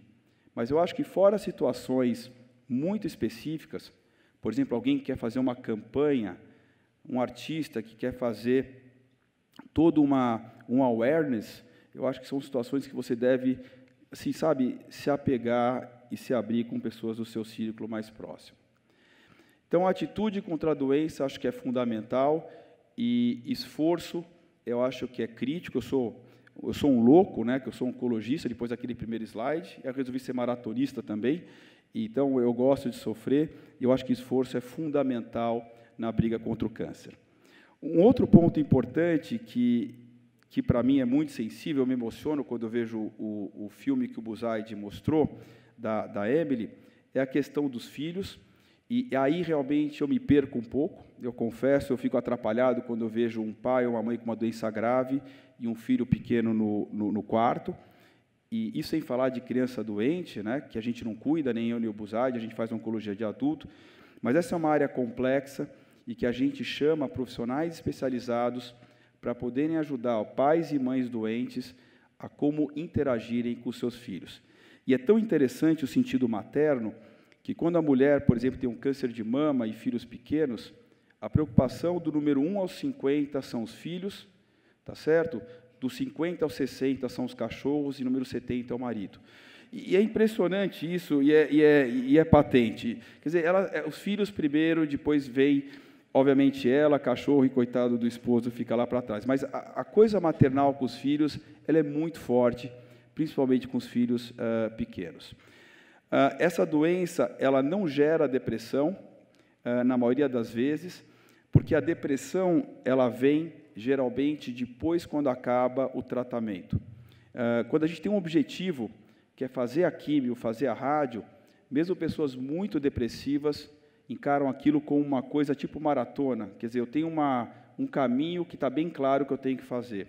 Muitas vezes, o que a gente não imagina é que a depressão vem depois. A depressão vem quando acaba o tratamento, o mar abre e acabou tudo e você se sente desprotegido. A pergunta na nossa área é se vale a pena, né? Então, essa moça é uma moça que eu cuidei em Brasília. Ela teve um tumor de útero, um tumor raríssimo. Ela foi o 5º caso do mundo com esse tumor. E ela veio para mim porque ela passou em 10 médicos que falaram que não conheciam a doença. Eu falei, muito sincero, eu também não conheço a doença, mas vou estudar. E ela teve um tratamento numa situação muito séria, porque ela estava grávida. Então, ela teve que remover o útero com o feto dentro de poucas semanas, fez um tratamento de 1 ano, mas conseguiu engravidar depois, numa técnica sofisticada, e hoje tem uma filhinha linda chamada Júlia. Mas o vale a pena ele é tão relativo porque ele não envolve só cura. Então, essa senhora chamada Dona Ana, ela tinha 78 anos, ela teve o tumor mais grave que existe do corpo humano, chamado carcinoma anaplásico de tireoide. É um tumor que mata em 6 semanas, mais ou menos.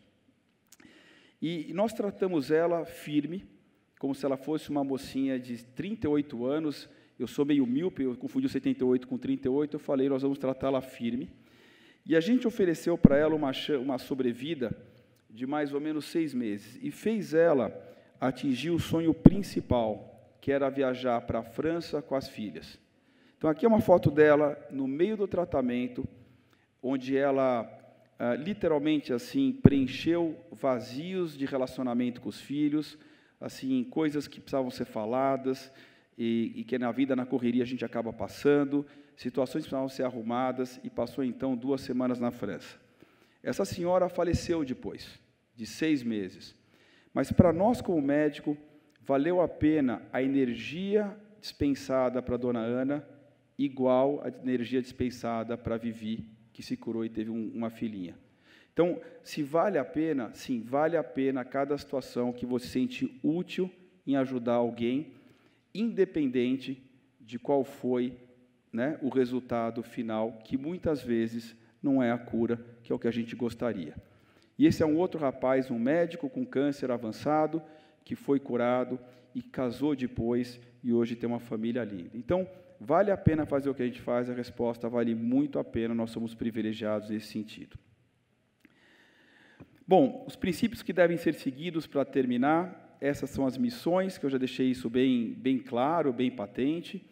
A confidencialidade, os médicos não comentam de quem cuida para quem cuida, não comentam, não fofocam, o que acontece dentro do consultório, fica dentro do consultório, nós somos como se fossem padres dentro de um confessionário, né? Estar ao lado do paciente é fundamental, e eu diria que essa talvez seja a característica mais importante do médico, ele sentir que você está do lado dele, brigando com ele. E saber que nem sempre você sabe tudo, mas que se você não souber, você vai atrás de quem sabe mais, você vai estudar mais para poder desenhar um melhor plano. Delinear todos os passos, as pessoas não gostam de ser pegas de surpresa, então você tem que mostrar qual que é o caminho do tratamento e saber o que fazer em antecipação. Então, por exemplo, o Dr. Buzaide, quando vê um paciente, ele não decide o que faz na hora, ele faz as simulações, ele vai decidir tudo já baseado em pensamentos que antes foram já bem maturados. Sempre importante eleger um comandante na família, não dá para você ter 60 pessoas na família que estão absolutamente angustiadas, tem que ter uma pessoa de ligação na família, isso é muito importante, e eu falo que a coisa mais incrível que a gente tem que fazer todo dia é se colocar no lugar do paciente. Então, esse é um exercício diário, sentar na cadeira de quem tem o problema para poder entender um pouquinho o que a pessoa está passando. É uma aventura fazer isso? É uma viagem? É doloroso muitas vezes? Mas isso é fundamental para você fazer bem o que a gente tenta fazer todos os dias. E eu digo que nós médicos somos seres humanos, ninguém nasceu com estetoscópio no pescoço, então a técnica e o amor têm que estar presente no nosso dia a dia com o paciente. E eu falo que eu não gosto da doença, eu gosto das pessoas, eu odeio as doenças, eu combato as doenças, eu gosto das pessoas, é por isso que a gente faz o que a gente faz. Um outro ponto importante é que a gente, na hora da decisão, essa hora a gente não mistura emoção, né? Senão fica complicado. Tem que ser uma decisão, muitas vezes, técnica, para o melhor caminho. E, outra vez, os pacientes participam em todas as decisões. Para finalizar, o que a gente não deve fazer, o que eu, pelo menos, tento não fazer no meu dia a dia. O médico ser mais importante que o paciente, né? Esse é uma falha de alguns médicos, e que, na verdade, inverte totalmente o nosso papel, né? O paciente é o mais importante, é o artista principal, é para onde todos os holofotes têm que ser direcionados. Omitir as informações de um modo completo, a gente também não faz isso. Ninguém que vem me ver no consultório fala que tem uma verruga, ninguém que vem me ver no consultório fala que tem uma gripe, mas é uma coisa, e a arte da medicina de contar algo de um jeito carinhoso, de um jeito informativo, de um jeito que não maltrate, que não assuste. Mas deixar no escuro por completo não é uma boa tática, até porque as pessoas em algum momento descobrem a mentira e o vínculo de confiança absolutamente se esfacela, né? Os pacientes são diferentes, tratamentos, eles são iguais. Então, se eu vejo alguém que é o presidente da República, um artista famoso, um político famoso, ou alguém que trabalha, por exemplo, na faxina do hospital, eu digo que as pessoas são diferentes em termos de classe social, em termos de poder e riqueza, cultura, mas os tratamentos são iguais, porque o fígado de um rico é igual ao fígado de um pobre. E para finalizar, eu falo assim, que deixar tudo na mão de Deus não é uma boa estratégia, eu falo deixar quase tudo na mão de Deus, mas paciente tem que trabalhar, família tem que trabalhar. Eu acho que essa coisa de só Deus, por mais religioso que eu seja, eu sou muito, não acho que é uma boa tática. A gente tem uma função, a gente tem que cumprir a função, remando outra vez paciente, médico e família. Então, esse é o nosso compromisso. Nosso compromisso é o paciente, né, em primeiro lugar, depois a família, depois os correlatos. Então, esse é o nosso compromisso primordial. Obrigado.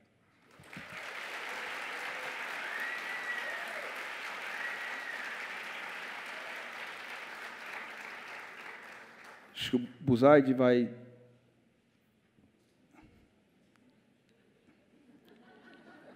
não ensaiamos bem. O que eu tenho que fazer agora, Buzaide? Agora nós vamos chamar os pacientes. Pode sentar lá. Tá bom. Agora nós vamos ter depoimento de alguns pacientes que, obviamente, entraram na briga. São vários tipos de doenças oncológicas. Eu acho que é importante, conforme o Fernando falou, primeiro, imortal não tem nenhum aqui. 2, todos nós vamos virar paciente algum dia, a menos que a gente tenha morte súbita, e aí não dá tempo de virar paciente. Mas isso não é tão comum assim. Então, é importante a gente sempre se colocar na posição do paciente em todos os sentidos. Eu vou pedir, então, para os nossos queridos pacientes virem agora. Rita, por favor. Pode trazê-los, por favor, Rita. Felipe, onde está o Felipe? Está na plateia? Vamos sentar, por favor. Aqui de novo, Wanda, por favor. Vamos sentar. Eu vou chamar também o Dr. Philip Scheinberg, que é o chefe da hematologia do Centro Oncológico Antônio Emílio de Moraes, da BP de São Paulo. E eu vou ver se o Fernando ainda está aqui. Eu acho que Fernando Rocha está aqui, já saiu. Ele tinha que sair mais cedo, é verdade. Felipe já chegou, ótimo. Muito bom. Eu acho que a ideia aqui agora, nós vamos ter mais ou menos uns 10 minutinhos, 15, acho que dá para a gente fazer, que é um pouco as pessoas contarem um pouco da sua história, né? A Márcia já foi bem corajosa, foi a primeira, e ela estava mais nervosa do que tratar melanoma, trust me. E eu acho que cada um de vocês podia contar um pouquinho a sua história, se apresentar um pouco o que tem. Vamos conversar por você, Wanda, por favor. Boa tarde a todos. Bom, meu nome é Wanda Elizabeth. Põe um pouquinho mais perto do microfone, Wanda, okay. Obrigado. A Ivete Sangalo não pôde vir, eu vim no lugar dela. Brincando. Eu não tenho muita prática, né, de palco, nem de falar em público, mas eu vou tentar ser objetiva. Eu tive um diagnóstico de mieloma múltiplo em 2008, com transplante de medula óssea em 2009. Foi muito bem sucedido, e eu estou há praticamente quase 10 anos, já estou comemorando 10 anos, faz tempo, né? Vivendo muito bem, com excelente qualidade de vida. Talvez eu esteja aqui porque o mieloma múltiplo é um câncer hematológico, ele não foi atestado cientificamente a cura, mas eu costumo dizer que eu tenho um diagnóstico, mas eu não tenho uma doença. Eu não vivo como uma pessoa doente. Eu tenho uma vida muito saudável, eu tenho uma vida absolutamente normal. Eu sou privilegiada por ter 3 filhos maravilhosos. Por sinal, eu agradeço a vocês 2 que estão aí na plateia, Guilherme, Eduardo, e João Paulo não pôde vir. Obrigada pela presença e por sempre me prestigiarem. E quero aproveitar e agradecer e parabenizar o Dr. Maluf, Dr. Buzaide e todos os organizadores, ao convite da Rita, mas eu me sinto assim honrada de estar aqui representando muitos pacientes oncológicos e deixar algumas mensagens, ou dar o meu testemunho. Na verdade, o câncer, né, essa doença, esse nome tão pesado, estigmatizado, ele não veio para me matar, assim como ele não vem para matar muitas pessoas. No meu caso, ele tornou a minha vida muito mais feliz. Vocês vão dizer, como assim? Não estou entendendo. Sim, porque eu despertei para uma vida nova, uma vida com um nível de consciência que eu não tinha antes. E eu não consigo transmitir em palavras, mas vocês talvez não entendam o que eu vou dizer, mas eu sou mais feliz depois do câncer. Eu enxergo a vida como se ela fosse uma televisão a cores. Antes, ela não tinha o brilho que ela tem hoje. Hoje eu vejo os detalhes, os sinais do dia a dia. Então, o mieloma múltiplo, que é o meu caso, ou qualquer outro tipo de câncer, ele deve ser encarado, obviamente, nós temos aquele impacto inicial, mas, às vezes, existem males que vêm para que a gente possa descobrir o lado positivo, o nosso lado resiliente, a nossa fênix, e sermos pessoas muito mais vibrantes com a vida. Não é necessário, absolutamente, ter um diagnóstico de câncer para não estar vivo. Às vezes, você tem um diagnóstico de câncer ou outras doenças tão graves quanto o câncer, ou passar por adversidades na vida e morrerem praticamente, né? Pessoas que não têm nada, vivem como pessoas que estão mortas. Então, para não me alongar, eu gostaria de perguntar para o doutor Maluf se ele não vai fazer nenhuma pergunta, porque senão eu vou ficar falando aqui por muito tempo. Doutor Buzaide, no caso. Sobre a minha disciplina, eu sou uma pessoa extremamente disciplinada com os meus exames, não vivo em função do mieloma múltiplo, mas faço os meus exames de 3 em 3 meses para o controle da doença. Minha alimentação é normal, não sou adepta a nenhuma dieta extrema, me alimento com qualidade, não me blindei contra as adversidades da vida, sou uma pessoa extremamente exposta a todas as situações que vêm ao meu encontro. E eu tomei uma decisão, quando as adversidades, as situações ruins, negativas, vêm ao meu encontro, a minha atitude mudou, eu não fujo, eu encaro, eu enfrento, porque é no enfrentamento que nós encontramos as soluções imediatas. E é com rapidez que isso costuma acontecer. Muito então, bom, Wanda, bonita eu quero terminar dizendo que eu me sinto curada, sou uma pessoa privilegiada e hoje sou uma pessoa muito mais feliz. Muito bom. Muito bem, well done.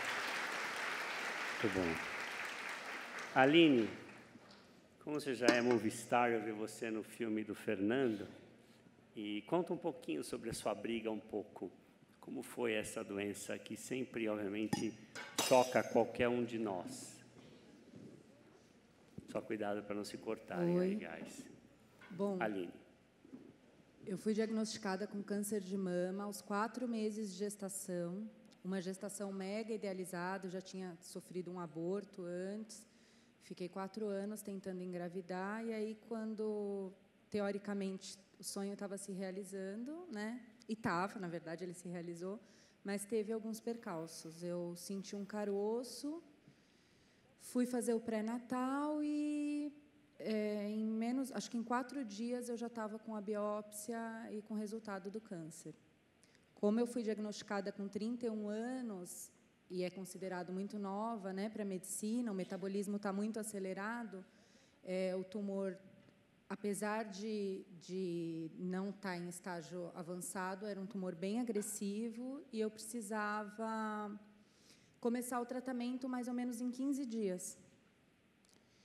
E aí foi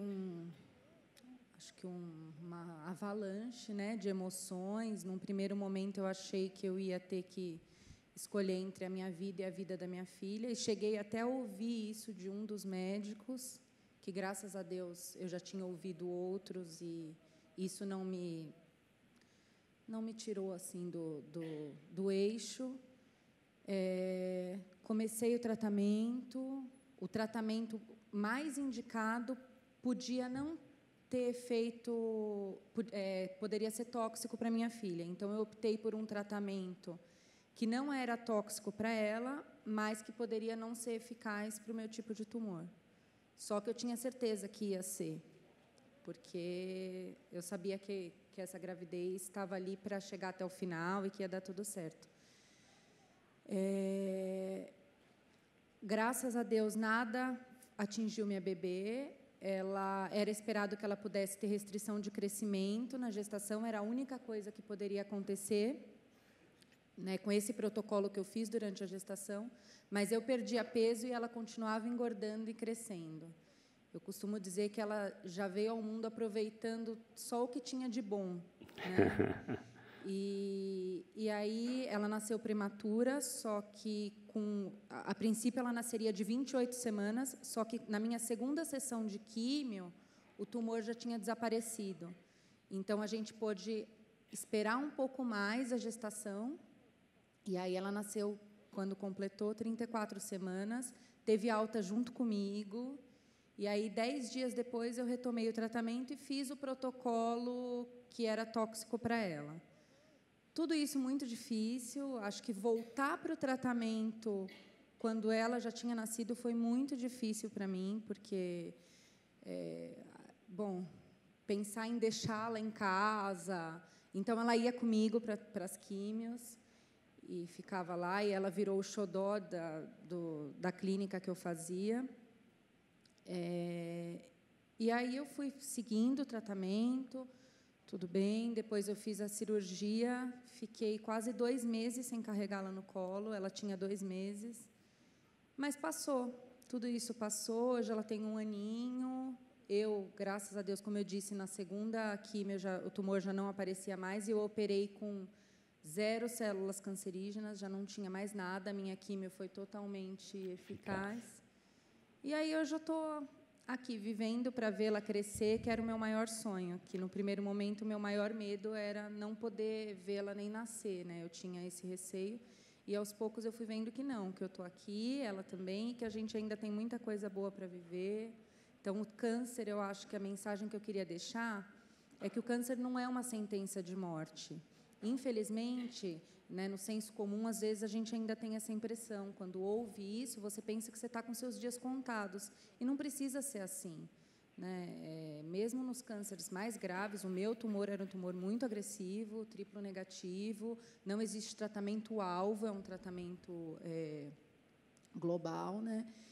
E eu estou aqui, sobrevivi, fiz um tratamento grávida, quer dizer, com todo um organismo super alterado, tive diversas intercorrências, anemia, um monte de coisa, e sobrevivi, e minha filha também. Então, acho que a forma como a gente encara isso é determinante para a gente poder ter vida, independente de qual fase. Bonita mensagem, Aline, bonita história. Márcia, só queria que você falasse uma frase, Márcia, se você for dar uma mensagem para alguém. Alguém me perguntar, ok, Márcia, você teve uma doença bem grave e está 0, curada há 6 anos já. Então, se você for dar uma mensagem para alguém sobre câncer, você tem câncer, ouça a minha frase, uma frase. O que você falaria para alguém? Eu falaria para essa pessoa ser muito positiva, que ela precisa ser extremamente positiva em relação ao seu diagnóstico, em relação à sua doença, em relação à sua vida. Porque você, só sendo positivo, você não vai curar o câncer. Então, mas todo mundo que se cura do câncer é uma pessoa positiva. Então, não é só o positivismo que cura o câncer, mas você precisa ter pensamentos positivos para ser curado. Muito bom, muito bom. Obrigado, Márcia. Philip. Dr. Philip Sheinberg é o chefe da hematologia e ele foi professor nos Estados Unidos naquele centro lá que faz o TIL, chamado Instituto Nacional do Câncer, no National Institute of Health. E ele está conosco há vários anos, já perdi até o número de anos, Philip. Mas ele, obviamente, hoje é responsável por toda a hematologia da BP e fez um serviço fantástico. Felipe, quer comentar um pouquinho sobre esses depoimentos? Você que é um médico que praticou medicina há mais de 10 anos nos Estados Unidos e agora Brasil, as diferenças, como é que é essa postura, a posição dos pacientes, como é que você vê isso? Olha, Buzaide, eu queria só comentar primeiro o seu depoimento, que eu achei muito interessante. Mieloma é uma doença que a gente tem mais intimidade, a gente vê todos os dias. Dois pontos que foi mencionado, aquela questão da cura, né? Então, o paciente, muitas vezes, quando a gente fala que tem um diagnóstico de mieloma, a pergunta seguinte é se aquilo tem cura ou não. E, às vezes, os pacientes ficam muito amarrados nessa questão da cura. A verdade é que a gente cura muito pouca coisa na medicina. Doenças infecciosas e praticamente alguma outra coisa. Mas a maioria das coisas a gente não cura, que nem o próprio Dr. Fernando Maluf colocou de uma maneira incrível. Na enxaqueca a gente não cura. Assim, coisa simples, asma. Então o teu caso ele é muito interessante, porque você está muito bem e você não está preocupada com essa questão da cura e vive uma vida normal, algo que a gente sempre fala para os pacientes. Vai para a academia, vai fazer ginástica, vai para o restaurante, vai para o shopping, os maridos odeiam que eu falo isso, mas assim, vai, pega aquele black, top, sem limite, né? Então, brincadeira. A esposa dele é isso, viu? Eu vou mandar para a esposa dele essa mas esse informação. É um ponto importante que ela fez, que eu achei muito importante, e um outro momento que eu achei do teu depoimento muito interessante é a questão da adversidade, quer dizer, você transformar aquilo em algo, de alguma forma, positiva, muito pouco positivo. Hoje a gente tem um garoto de 15 anos na nossa unidade, na BP, que está recebendo transplante de medula, igualzinho ao que foi realizado aqui há 10 anos atrás, autólogo. Ele tem 15 anos. Ele está recebeu as células hoje. Hoje é o que a gente chama de D0, que é quando infunde as células. Você deve conhecer bem esse termo do famoso D0. E ele é um homem. Assim, ele está com 15, 16 anos, mas você conversa com ele, a maturidade, a conscientização da vida, o relacionamento. Ele fala dos coleguinhas dele da mesma idade como parecem criança. As coisas que são importantes na vida, o que é importante para ele, o que é importante para a família dele. Então, é uma coisa incrível. E tem um ditado em inglês que eu acho muito interessante, que fala assim, a gente não escolhe as cartas que nos é dado, mas a gente tem que fazer a melhor jogada com as cartas que a gente tem. E vocês sabem muito melhor do que eu, que tem gente com um parzinho de 4 faz um estrago gigante. Né? Então, não é uma mão muito boa, mas foi as cartas que chegaram. E com aquilo conseguem fazer muita coisa interessante. Só a questão dos Estados Unidos, Buzaide, o paciente americano ele é mais frio, que nem vocês gostam de usar um termo aqui. Ele é mais objetivo, ele encara essas coisas com uma maneira mais objetiva por uma questão cultural. Obviamente que no Brasil existe muito mais emoção ligada a uma série de coisas, inclusive a um diagnóstico de câncer, isso é uma diferença muito grande. Tanto é que se você pegar um médico excepcional nos Estados Unidos, e referindo de novo à falha do Fernando Maluf, ele provavelmente não vai ser um médico bom no Brasil. Ele é um cara que tem todos aqueles diplomas, todos aqueles papers, um conhecimento talvez enorme, mas ele não tem e não vai ter uma série de coisas que o Fernando mencionou na aula dele, como sendo fundamentais, principalmente no Brasil, para o paciente brasileiro. Ele não vai ter uma série de coisas, mas eles são experts, eles são extremamente inteligentes, inclusive que desenvolveram e estudaram. O Carl June provavelmente não ia se dar bem no Brasil. O cara que desenvolveu o CAR-T, porque eu conheço ele é uma pessoa que é muito objetiva, né, e o Brasil é um pouco difícil. Então, tem uma série de coisas nos depoimentos e nas aulas que foram ditas que eu achei extremamente enriquecedor e importante para os que estão aqui. Então, acho que eu poderia fazer essas considerações nos depoimentos, nas aulas que foram dadas e na tua pergunta. O Phil, antes do Buzaide falar, eu só queria assim, fazer um reconhecimento, porque o Vencer o Câncer, na verdade, ele é um projeto que tem o Buzaide, que criou, o Drauzio, eu, mas ele tem assim, um board de médicos, board de advogados, de nutricionistas, de residentes em oncologia que ajudam. E eu queria chamar para o palco a Rita, que está escondidinha. Vem cá, Rita. A Rita é a diretora do Vencer o Câncer. Ela que é a gestora de todo esse projeto, e que não adianta ter 2 médicos falando de Vencer o Câncer sem vocês estarem sabendo quem é a pessoa que faz a roda movimentada do Vencer o Câncer, que é a Rita. Então, uma salva de palmas para a Rita. E só para vocês saberem, como o Fernando e eu estamos na fase mortal da vida, por não ter tempo de morrer, as reuniões que a gente tem com a pobre da Rita, a minha é no carro, chama car meeting, é rotina, precisa falar comigo, ela entra no meu carro e vai ou para o Einstein ou vai para a Beneficência. E, então, eu, o Fernando, às 4h30 da manhã, que é o horário que ele começa, então, a coisa é meio agitada. Então, realmente, ela é uma moça fantástica, além das qualidades e habilidades organizacionais. Rita, obrigado. Agora, Buzaide, só para finalizar, eu fiquei pensando aqui, porque eu vi os pacientes falando, né? Márcia, Aline, o Fio, você. A gente talvez pudesse lançar uma campanha, que é a campanha Corrente do Bem contra o Câncer.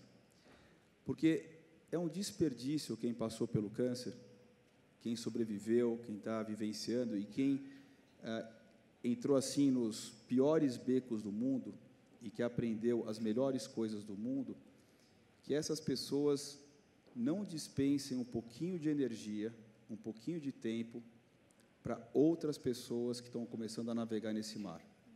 Então, a gente poderia pensar no Vencer o Câncer, em criar uma campanha onde a gente motivasse pessoas que venceram o câncer, que elas dedicassem um pouquinho de tempo às pessoas, aos serviços, às clínicas, hospitais que estão passando pela doença. Porque, com certeza, tem muito mais gente curada de câncer e que está bem do que gente está sendo diagnosticada. Então, se a gente fosse pensar em algo, todos os pacientes com câncer, de algum modo, seriam abraçados por alguém que sabe daquele caminho melhor do que eu, Buzaide ou Fio sabemos, porque a gente sabe o caminho teórico, mas a gente não sabe o caminho do dia a dia. Então, a gente podia pensar numa campanha Corrente do Bem contra o Câncer. Você guarda aí essa mais uma ideia que a gente está compartilhando. Doutor Maluf, com certeza. Doutor Maluf, inclusive, assim, é impressionante a força que nós, como ex-pacientes, temos com essas pessoas que estão passando por essa doença agora. As poucas experiências que eu tive foram extremamente gratificantes. É uma experiência única. Eu me sinto honrada cada vez que eu posso conversar. É um dos motivos que eu acho que só por isso já valeu a pena eu ter câncer. Muito bom. Eu agradeço a participação de todos. Obrigado, guys. Obrigado, Wanda. Eu realmente queria enfatizar essa questão que a Márcia colocou, é que o nosso exemplo, e como tantos outros, nos fazem pessoas, somos referência e nos procuram para que a gente, com a nossa história, possamos motivar. E eu estou aí dentro desse projeto, viu, doutor Maluf? Já está dentro, Wanda. Também me coloco à disposição. Muito bom. Muito obrigado a todos mais uma vez. Foi um prazer tê-los aqui.